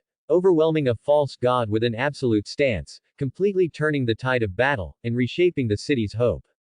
Influence rating. X. Reward settlement. Meme energy plus 300. Hal Titan experience card 30 minutes. Automatic lottery. Superman Potion Berserk Edition appearance simulation watched 0/3 freeze ray gun. The peasants are singing. This trip to Megamind simply made Russell a fortune. System. Return. Russell decisively chose to run away. Do you want to set a spatial anchor? Or settle and convert it into a reward? The usable resources in this world were few, unless he could defeat Metropolis Superman and slice him up for research, which was clearly unrealistic given Russell's current strength. Just settle it directly. Obtained title, Gay Guy, attraction to males plus 20%, damage to females plus 20%. The side effect of this title was negligible, but the damage to females was genuinely useful. It seemed Russell would have to choose to play male boxing in the future. But would Russell be considered a national treasure if he ever went to Chengdu? The rainy night in Gotham carried an unwashable, stale scent, tapping against the window of Russell's new apartment. His previous apartment was certainly uninhabitable. After the rooftop incident, Batman must have investigated him thoroughly. This place was safer than the last, and he had successfully disguised a small energy shield, pilfered from McMee's base, as a router. A week had passed since his return from the Megamind universe, and Russell wasn't in a hurry to stir up trouble. He spent a lot of time organizing and editing the massive amount of footage he had captured. The vibrant colors of the other world formed a marvelous contrast with the gloom of Gotham, especially City Superman's EX-grade famous scene, Wrath of the True God, defeating the enemy with a single finger. Each replay made his heart pound. Perfect, but not perfect enough. Russell leaned back in his chair, rubbing his throbbing temples. His graduation thesis, Deconstructing Gotham, an analysis of Batman and Joker's confrontation in film, was complete, incorporating insights from the alternate universe, making it sufficiently shocking. But a director's obsession gnawed at him. The thesis lacked in-depth interviews with the core protagonists. This was like filming a Godfather without Marlon Brando's monologue, only gunfight scenes. The academic value would be greatly diminished. His gaze fell upon the tube in the system space, shimmering with a gentle golden light, Superman reagent, stable version remnant. This was a prize from a previous meme energy draw. Its effect was far less potent than the Berserk version injected into HAL, only granting about 1/10 of the basic Superman abilities. 1/10? That's enough, Russell murmured to himself. He didn't need to engage Doomsday in hand-to-hand combat, he just needed a little capital to save his life, a little confidence to complete his academic interview in this mad city. Russell injected the reagent into his jugular vein without hesitation. There was no intense pain as he had imagined. A gentle, powerful warm current instantly surged through his entire body. He felt his senses amplified tenfold. He could hear the whispers of lovers several blocks away, could clearly see the trajectory of raindrops sliding down the windows of the building opposite, and his muscle fibers were strengthened and reorganized at a microscopic level. A sense of power, capable of easily flipping cars and withstanding small caliber bullets with his body, spontaneously arose. The system panel is as follows. Director. Russell. Current status. Alive, Megamind set mission settled, can enter new set at any time. Core skills. Eye of the fourth wall, beginner, observe main character emotional tags and simple intentions. Famous scene replication, trial version, on cooldown, can replicate specified movie famous scenes, short duration, long cooldown. Precise throw, intermediate, improves accuracy and control of thrown objects. Environmental atmosphere influence, beginner, slightly alter non-physical environmental factors, light, sound, etc. Director's commentary, intermediate, your narration will be more easily heard by main characters on set, with a slight mental guidance effect.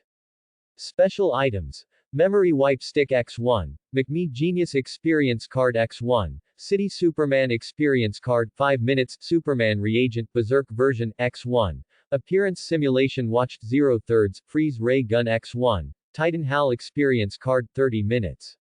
Abilities. Strength, Speed, Endurance Enhancement, Beginner Super Senses, Beginner Heat Vision, requires mental concentration, Beginner Flight Ability, Levitation and Low Speed Movement. It's done. Russell clenched his fist, and a faint sonic boom was squeezed from the air in his palm. He tried to float off the ground, his body swaying as he rose, hitting the ceiling. But I still need practice. For the next 2 days, Russell stayed indoors, familiarizing himself with his suddenly acquired divine power like a beginner. He could control himself not to crush water glasses, could fly relatively steadily close to the ground, and even successfully used his heat vision to light the firewood in the fireplace, though he almost set the sofa on fire. With power in hand, the director's ambition swelled again. He opened his computer and typed out an email. There were 2 recipients. One was the Gotham Police Department, with a note, for Commissioner Gordon and Batman. The other, sent through a series of encrypted jump points, went to a dark web node that he had inferred might be related to Joker using Eye of the Fourth Wall. The email's title was very academic, Invitation Letter for In-Depth Interview with the Duality Symbolic Figures of Gotham City. The content was as follows. Dear Mr. Batman, Mr. Joker. I am Russell, a graduating student from Gotham University's Film Department, currently engaged in the creation of my graduation thesis on the dramatic deconstruction of Gotham's light and shadow symbolism and the possibility of multiverse mapping. As indispensable core research subjects for this study, the previously provided video materials are already of great value, but lack subjective perspective explanations. To pursue academic rigor and completeness, I sincerely invite both of you for an in-depth interview. The interview format is negotiable, face-to-face, correspondence, or video are all acceptable. Academic norms are guaranteed, absolute anonymity, and the data obtained will only be used for the graduation thesis and will not be publicly disseminated, possibly. Looking forward to your reply, contributing to Gotham's academic research. Sincerely yours. Director. Russell. Click send. Russell leaned back in his chair, imagining Batman's tightly pressed lips beneath his cowl upon seeing this email, and Joker's potential burst of maniacal laughter, thinking, this is so fooling interesting. He knew this was tantamount to courting death. But if this succeeded, his thesis would no longer be a simple image analysis, but an epic study incorporating the first-person perspective of the core characters. He waited a day. Batman's side was silent, as expected. But from Joker's side, a reply came. The reply wasn't an email, but delivered in a style highly characteristic of Joker. The next evening, as Russell was carefully heating slices of toast with his heat vision and pondering interview questions, the old television in his apartment suddenly turned on by itself. The screen wasn't showing the usual night news or boring talk shows, but static, accompanied by crackling electrical noise. Immediately after, Joker's pale face, painted with a crimson smile, suddenly filled the entire screen, almost bulging out. Ha ha ha. Good evening, my dear citizens of Gotham. Joker gesticulated wildly towards a handheld, shaky camera, with what appeared to be a junkyard filled with discarded televisions and electronic components in the background. Tonight, we interrupt this broadcast for a special announcement. No, wait, it should be an academic announcement. Russell put down the slightly burnt toast he was holding and watched with interest. He knew this was for him. Gotham City has produced a future academic star. A young talent who dares to challenge authority and pursue art. Joker waved his arms exaggeratedly. Russell. Director Russell. Yes, that's you. Joker leaned into the camera, his green eyes glinting with madness. I received your thesis invitation. An in-depth interview. Ha ha ha. Fantastic. This is much more interesting than my old rival Batman. Joker laughed so hard he almost couldn't breathe. But, my dear young director, Joker's laughter stopped abruptly, and his expression instantly became serious.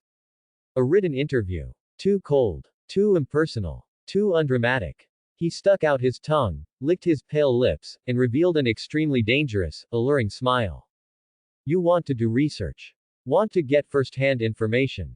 Want to peek into the pitiful, twisted inner world of me and that bat. You can. Of course you can. For the sake of academia. He spread his arms wide, as if embracing all of Gotham. The night after tomorrow, after sunset, on the roof of the Gotham Grand Theater, our beautiful place of first collaboration. We will have a face-to-face, in-depth, soul-level, frank exchange. I will prepare my speaking props and reference materials, but you must prepare your thesis topic, don't disappoint me too much. With that, he shook a glass bottle bubbling with an ominous green liquid and pointed to a pile of suspicious-looking objects covered with a tarp behind him. As for that gloomy Batman, Joker shrugged and made a face. Don't worry, I sent him an even more impressive invitation. I believe he won't bear to miss this unprecedented academic event. So, dear Director Russell, Joker's face filled the screen again, his voice like a venomous snake's hiss. Remember to bring your best camera. Adjust the focus. This is a live broadcast that cannot be retaken. Let the three of us together put the most explosive exclamation mark on your fooled, charming graduation thesis. Ha ha ha. Amidst a mad, almost ear-splitting laugh, the TV screen suddenly went black, then returned to normal programming, as if what had just happened was a collective hallucination. Silence returned to the apartment, leaving only the eternity of rain outside the window. Russell turned off the TV and walked to the window. Rain lashed against the glass, blurring the wicked night view of Gotham outside. The 1/10 of Superman's power within him subtly surged at this moment, as if responding to the approaching storm. He didn't need super hearing to imagine the chaos at the Gotham Police Department right now, and the alarm lights in the Batcave were probably flashing. Joker had taken the bait, and in the most high-profile, insane way, had turned this academic interview into a public, dangerous drama. Russell stroked his chin, his face showing not fear, but a smile mixed with anticipation and mischief. The stage is set, and the main actors have confirmed their attendance, he murmured to himself, feeling his heart beat strongly and excitedly. Then, as the director, I should also prepare well and give the two main actors a little surprise. His gaze fell on the modified professional camera in the corner that was already eager for action. He didn't start devising complex battle plans like a hero. He simply brought a few things. The modified professional camera, his director's scepter, and the core reliance of his thesis. A watch simulating device, perhaps to create some unexpected small chaos. A memory wiping stick, for emergencies, mainly for any potential small fry. A freeze ray gun, tucked behind his waist, just for show. Keeping the McMee Genius Experience card and City Superman Experience card as ultimate trump cards in the system space just in case, Russell took a deep breath of Gotham's damp, cold night air. He didn't choose to practice flying. Instead, he walked down the stairs like an ordinary person, blending into the Gotham night. He needed to personally experience the atmosphere of the set. He first went near the Gotham Grand Theater. From a distance, he could see that the streets around the theater had already been barricaded and cordoned off by the GCPD, with searchlight beams crisscrossing the night sky. Russell stood on the roof of a commercial building a few blocks away. His enhanced vision could clearly see that the roof seemed empty, but he knew that Batman's shadow must have already enveloped the area, and Joker's surprise must have been laid long ago. Although the eye of the fourth wall was only primary, he could vaguely feel a strange atmosphere of tension, danger, and chaos intertwined in that area. The atmosphere is well created. Russell commented like a true director, raising his camera, zooming in, and recording the busy scene of the GCPD and the seemingly calm darkness on the theater roof. Then, instead of going home, he turned towards the Gotham University Library. Even late at night, there were still a few diligent students here. He walked into the familiar audiovisual materials section, borrowed some books on dramatic theory, semiotics, and even psychiatric analysis, and spread them out on a table, like a true honor student making final preparations for an academic interview. He knew Batman was watching him, and he wanted to give the other party this impression: a crazy student who was a bit obsessed with academia, even willing to take risks. After doing these superficial efforts, Russell returned to his apartment. He didn't sleep. Instead, he sat at the editing desk, cross-cutting fragmented footage of Batman and Joker with clips of Metropolis Superman and McMee from Megamind, accompanied by his temporarily written narration full of deconstruction and black humor. He wanted to create a short trailer as the opening VCR for tomorrow night's interview. This would both showcase his academic achievements and better provoke or pique the interest of the two protagonists. As the east began to white, Russell stretched, looking at the completed short film on the screen, full of tension and irony, and smiled with satisfaction. The Superman power within him was steady and full, as if quietly waiting for sunset. Russell glanced at Gotham, which was gradually brightening outside the window, his eyes calm and firm. Everything is ready, he whispered, not to anyone, but to himself. Just waiting for the shoot to begin. At sunset, the streets around Gotham Grand Theater were completely sealed off by the GCPD, and the atmosphere was tense. Police lights silently rotated, painting all buildings in a mix of red and blue. All police officers gripped their firearms, nervously watching every corner.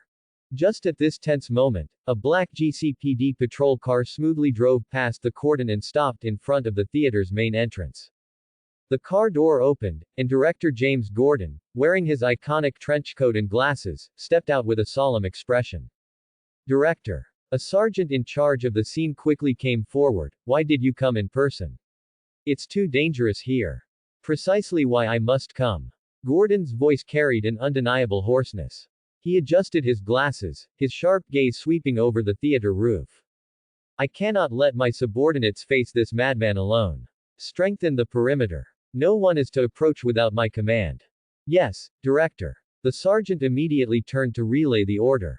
Russell, disguised as Gordon, easily fooled everyone with the exquisite effect of the appearance mimicry watched stored appearances. Gordon, blank, blank, and the tone imitation provided by the director's commentary skill. He walked alone, with seemingly steady steps, into the empty theater building, heading directly for the roof. His plan was simple. Arrive early, occupy the director's seat, set up the camera, and wait patiently. However, Joker's script never liked to follow convention. Just as Russell was about to step onto the last flight of stairs leading to the roof. Boom! A deafening explosion suddenly erupted from the other side of the city.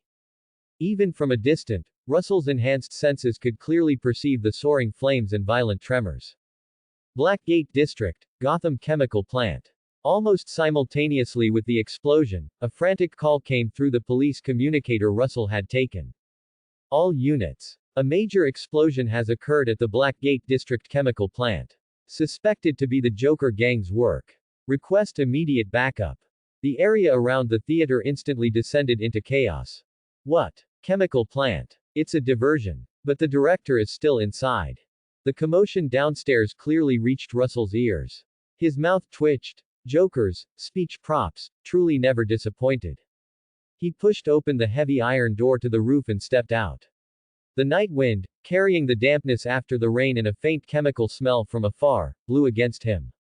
Good evening, Commissioner Gordon. A frivolous voice came from the shadow of the water tower. Russell turned his head and saw a figure in a slightly ill-fitting GCPD uniform, with a pale white face and a crimson smile, leaning crookedly against the rusted metal, toying with a police hat. It was Joker. He had actually disguised himself as a police officer and blended in with the crowd downstairs. Or should I call you, Director Russell? Joker's green eyes gleamed with an all-knowing and extremely joyful light. He had clearly seen through Russell's disguise. Russell's heart tightened slightly, but his expression remained calm. He deactivated the watch's effect, returning to his original appearance, and at the same time, deftly hoisted the camera he had been carrying onto his shoulder. The red light came on, beginning to record. Mr. Joker, your entrances are always so dramatic. Russell adjusted the focus. Isn't the cost of the chemical plant's fireworks display a bit too high? High. No, my dear director. Joker casually tossed the police hat downstairs, spreading his arms. How can you consider cost when dedicating yourself to art? Look, isn't it beautiful? The explosion's flames are a salute to welcome our other protagonist. He chuckled. Russell filmed, playing along with Joker's words, while warily scanning his surroundings. It seems Mr. Batman is going to be late. Perhaps he was startled by your salute.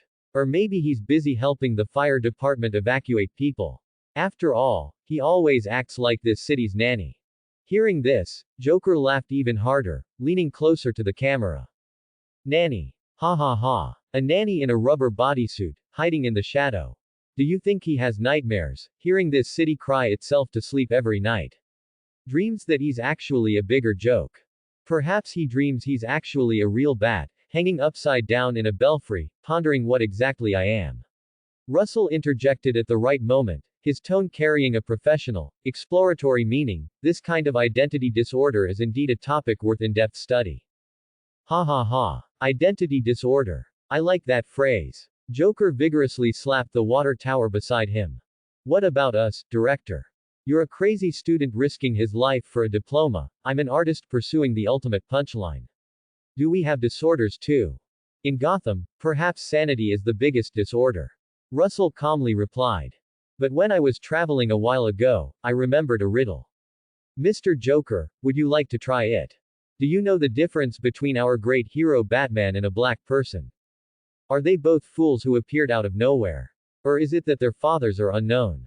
Joker slapped his head, seemingly thinking hard about the question.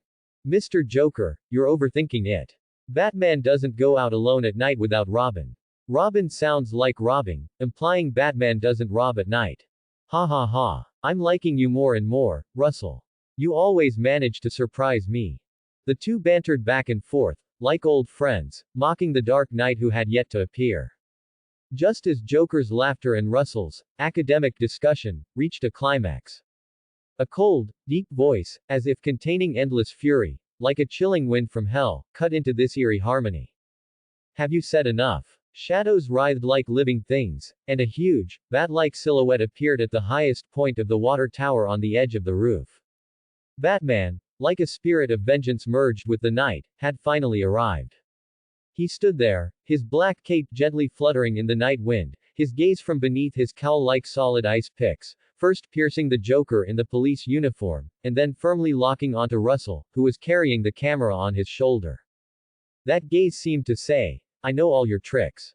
At the center of the set, the light's residual spotlight, the camera, Russell, and the three main actors, all were in position. The thesis interview program officially began. Russell, Batman's voice was as deep as if it came from the ground. Where is Gordon? He didn't ask what he did to him, but directly asked where he was, apparently having already determined that Russell was inextricably linked to Gordon's disappearance. Facing the questioning of Gotham's Dark Knight, Russell remained unusually calm. He even adjusted the camera angle to ensure he could capture both Batman's cold gaze and Joker's amused expression. Mr. Batman, please rest assured, Russell's tone was calm, as if stating a perfectly ordinary fact. Commissioner Gordon was just too tired. I offered him a cup of tea that aids deep sleep, and now he should be in his own bed, enjoying a long overdue rest. I guarantee with my academic integrity that he is absolutely safe, not a single hair will be missing. He paused, then added, after all, an interview without a host is incomplete. I merely temporarily borrowed his identity to ensure this conversation could proceed smoothly. You see, it worked well, we are all here, aren't we? Batman's taut jaw seemed to loosen slightly. Gordon being safe was undoubtedly the best news at this moment. But the vigilance in his eyes did not diminish, instead it intensified. This Mr. Director's style of action was becoming increasingly unpredictable, and he clearly possessed the ability to execute these plans. Ha ha ha ha. Joker burst into a piercing laugh, slapping his thigh forcefully, his police uniform trousers rustling loudly. Did you hear that, Batsy? Our Mr. Director even dared to drug the director to ensure this academic exchange. What kind of professionalism is this? I'm so touched. Wiping away tears of laughter, he turned to Russell. My dear, I'm starting to think you're more suited to be a criminal than me. This thinking, these methods. Fresh and unconventional. Russell spread his hands at Batman, his expression innocent. You see, Mr. Joker recognizes my professionalism. So, since all three main actors are in place, and the audience, he pointed to the camera, is also waiting, can we officially begin this interview? He ignored the low pressure emanating from Batman and Joker's readiness to cause mischief, and went into Mr. Director mode. First, I want to thank both of you for taking the time out of your busy schedules to participate in this academic exchange. Russell's voice came clearly through the camera microphone. Our topic today is Gotham's symbols of light and shadow. Batman was silent, like a volcano ready to erupt at any moment. He didn't make a move, clearly weighing the situation, forcibly apprehending Russell, with a watchful Joker nearby, and regarding Russell, he needed to understand more, as his threat level was infinitely rising in his mind. Joker, on the other hand, rubbed his hands excitedly, like a child waiting for candy. Ask quickly, ask quickly. I can't wait to share my artistic philosophy. Russell looked at Batman and posed the first question, which was direct and sharp. Mr. Batman, let's start with the word, babysitter, that Mr. Joker just mentioned. How do you view your role in Gotham? A guardian? An avenger? Or, as some critics say, is your existence itself like a mirror, reflecting and to some extent nurturing Gotham's deepest shadow, such as your eternal dance partner across from you?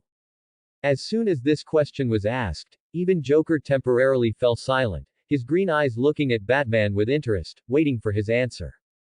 Batman's silence was like a tangible weight, pressing on every inch of air on the rooftop. He didn't answer immediately, but his tightly pursed lips and slight head tilt revealed that he was thinking. Not thinking about how to answer, but thinking about how to quickly control these two extremely unstable factors. However, Russell didn't give him much time to think about tactics.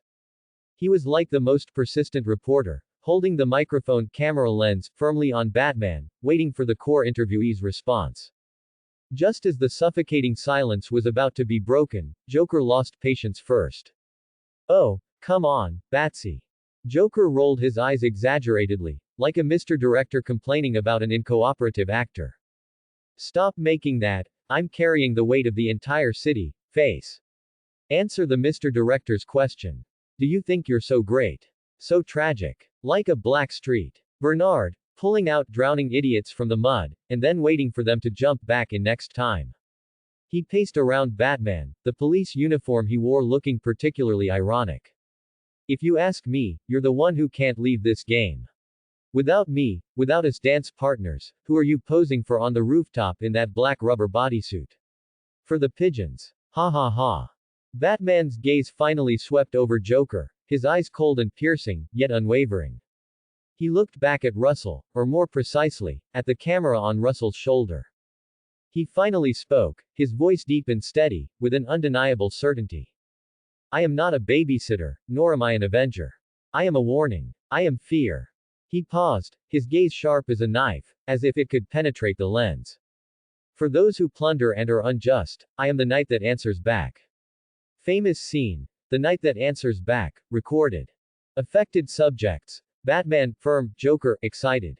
Impact rating, B. Reward settlement. Meme energy +25. Batman's answer was like a giant stone thrown into a calm lake, stirring ripples of satisfaction in Russell's heart. This is the kind of response, full of tension and philosophical contemplation, that was needed. This was excellent material for a documentary. An incisive definition, Mr. Batman.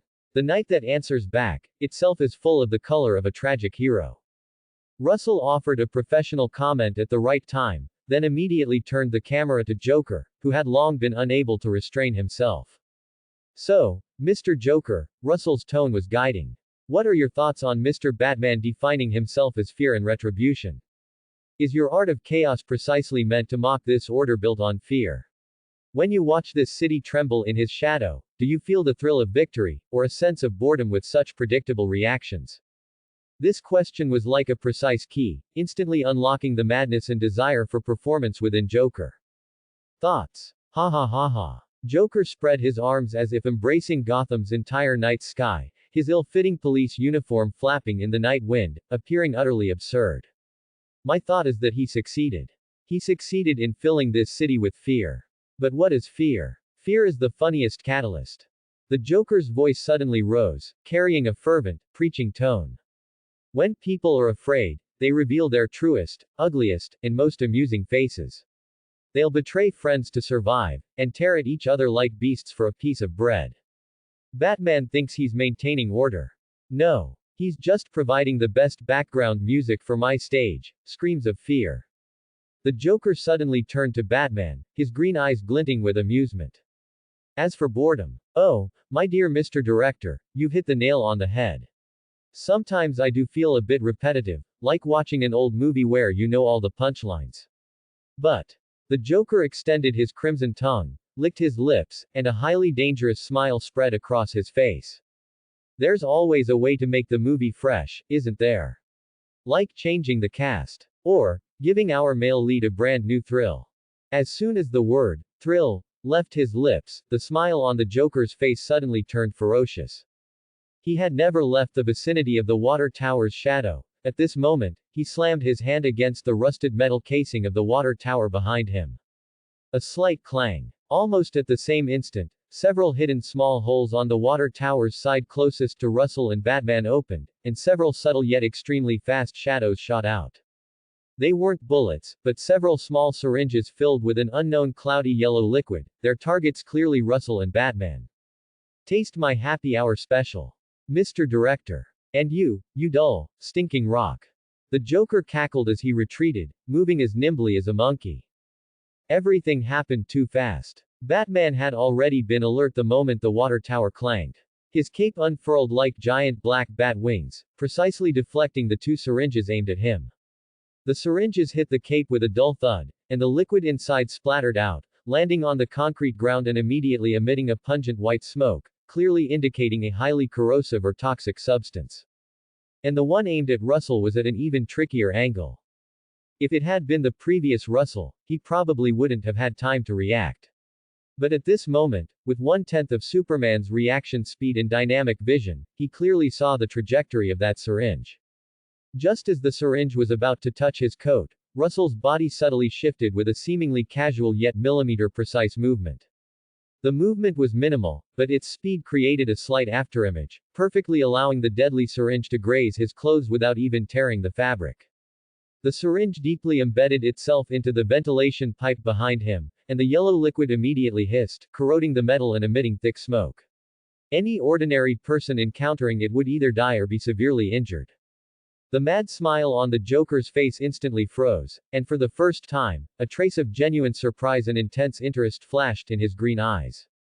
He had envisioned a comical scene of Russell clumsily dodging or even getting hit, but he hadn't expected him to evade it so effortlessly. Whoa! Russell said, seemingly only just realizing what happened, as he patted his chest. The camera on his shoulder remained fixed on the Joker's changing expression, his tone full of teasing. Mr. Joker, your impromptu performance almost made this outfit of mine retire early. But, isn't this surprise attack plot a bit cliché? It's considered uncreative even in a B-movie. My great-grandmother would know what you're up to. As he spoke, he even wagged his index finger at the Joker with his free hand, like a Mr. Director guiding a bad actor. Moreover, suddenly attacking the host during an interview, that goes against basic professional ethics, you lack actor's professionalism. The surprise on the Joker's face was quickly replaced by a wild joy, as if he had found a new toy.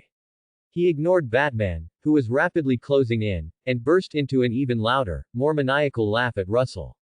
Ha ha ha. Beautiful. Absolutely beautiful. I knew it. I knew you weren't just some smart-mouthed bookworm. That reaction speed. Mr. Director, how many more surprises are you hiding that I don't know about? As Batman approached the Joker, he naturally also caught Russell's extraordinary evasive maneuver. His gaze beneath the mask deepened, and the entries for physical ability and reaction in Russell's threat assessment list in his mind were instantly elevated. This Mr. Director is far more dangerous than he lets on. Amidst his laughter, the Joker deftly ducked, evading Batman's certain grab, and at the same time, didn't forget to shout into Russell's camera.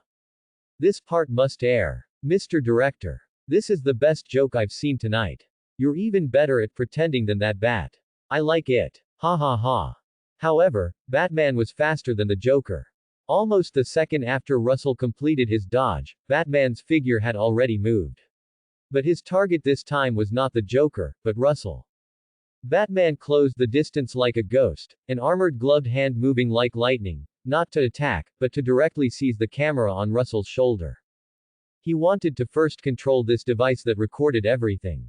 This sudden move was rushed, with extremely tricky speed and angle, carrying a probing intent, to see where Russell's limits were.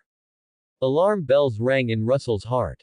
Resisting directly or performing another exquisite dodge would expose more of his strength.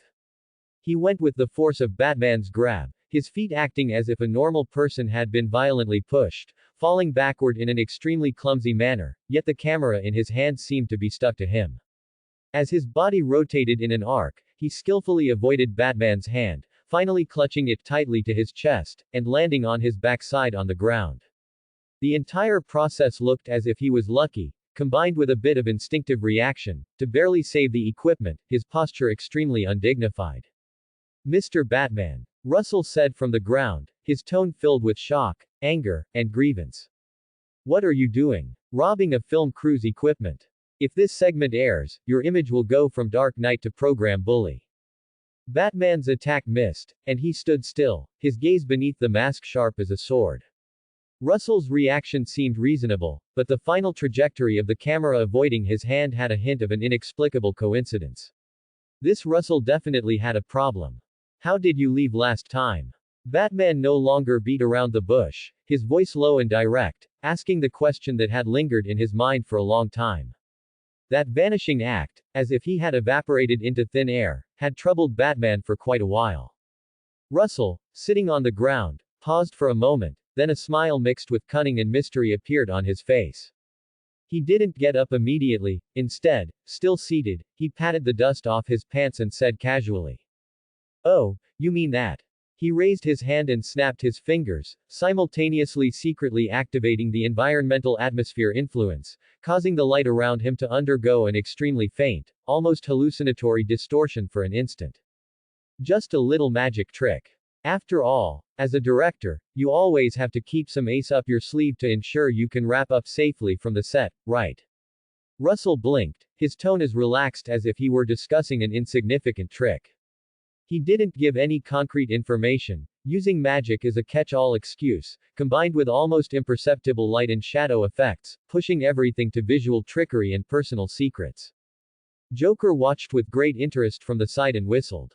Magic. Wow. I love magic. Especially magic that can fool our Bat Baby. When will you perform it again? Next time, can you turn Batsy into a pigeon? Ha ha ha. Batman ignored Joker's taunts. He knew Russell was lying, covering up. But the excuse of magic, when the other party was unwilling to confess, was indeed difficult to expose immediately. Batman stared at Russell, as if trying to see through him completely, inside and out. Magic. Batman repeated the word, his voice betraying neither belief nor disbelief. I hope you can still use it when you take your bow next time. The warning in his words was self-evident.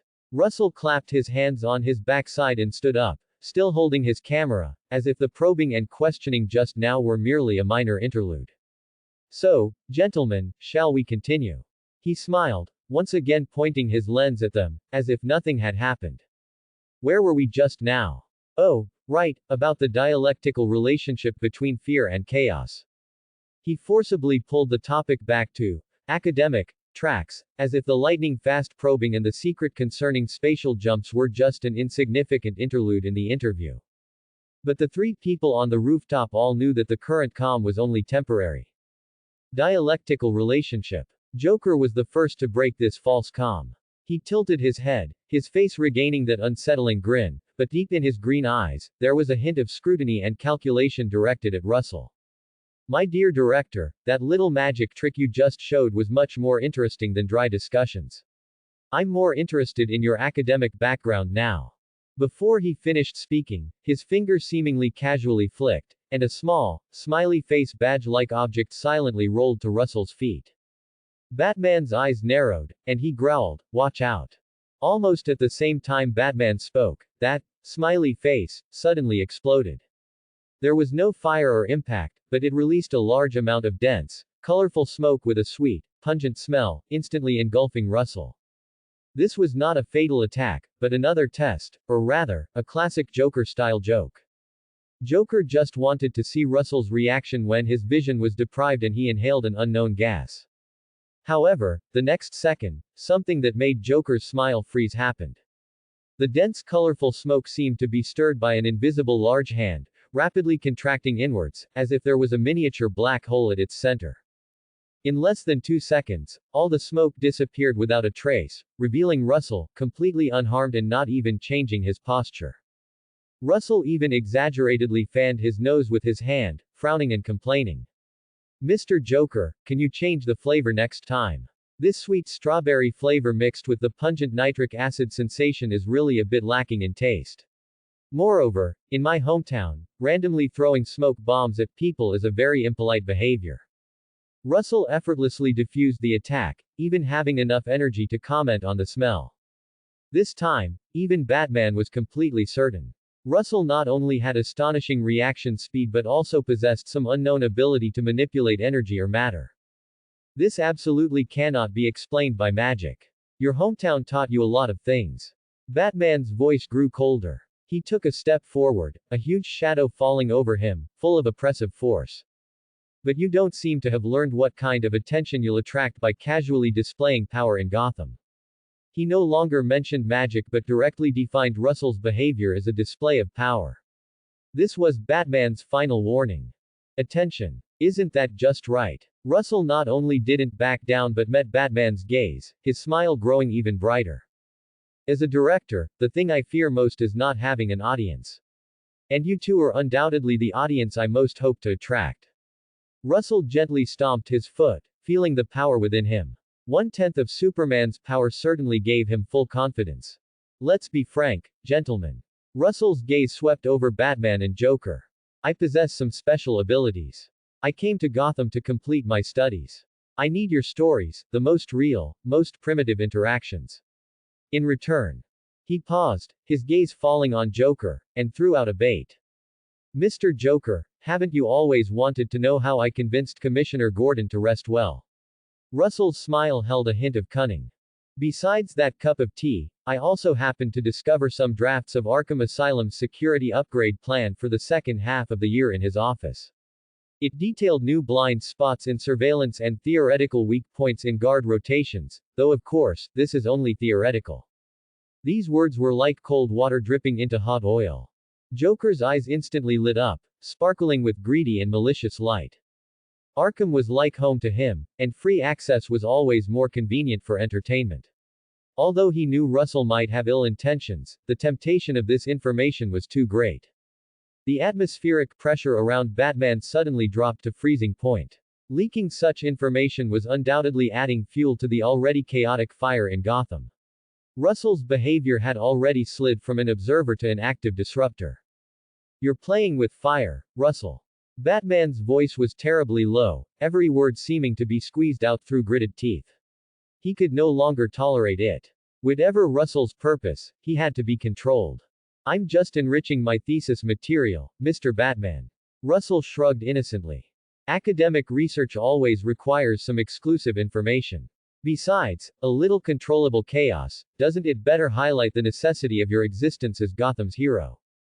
Joker laughed heartily and clapped his hands vigorously. Well said. Director. I appreciate you more and more. So, give me that draft, and I'll tell you a little secret about Batman. An interesting little habit he doesn't even realize himself. How about it? Fair trade.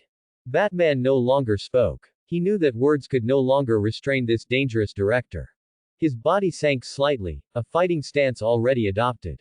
His target was primarily Russell. He had to prevent him from leaking any information and subdue him. Oh dear, it seems the time for gentle academic exchange is over. Russell looked at Batman, who was about to make a move, and Joker, who was excitedly licking his lips. Far from being afraid, he sighed regretfully, but his camera on his shoulder was held even more steadily. Thanks for watching.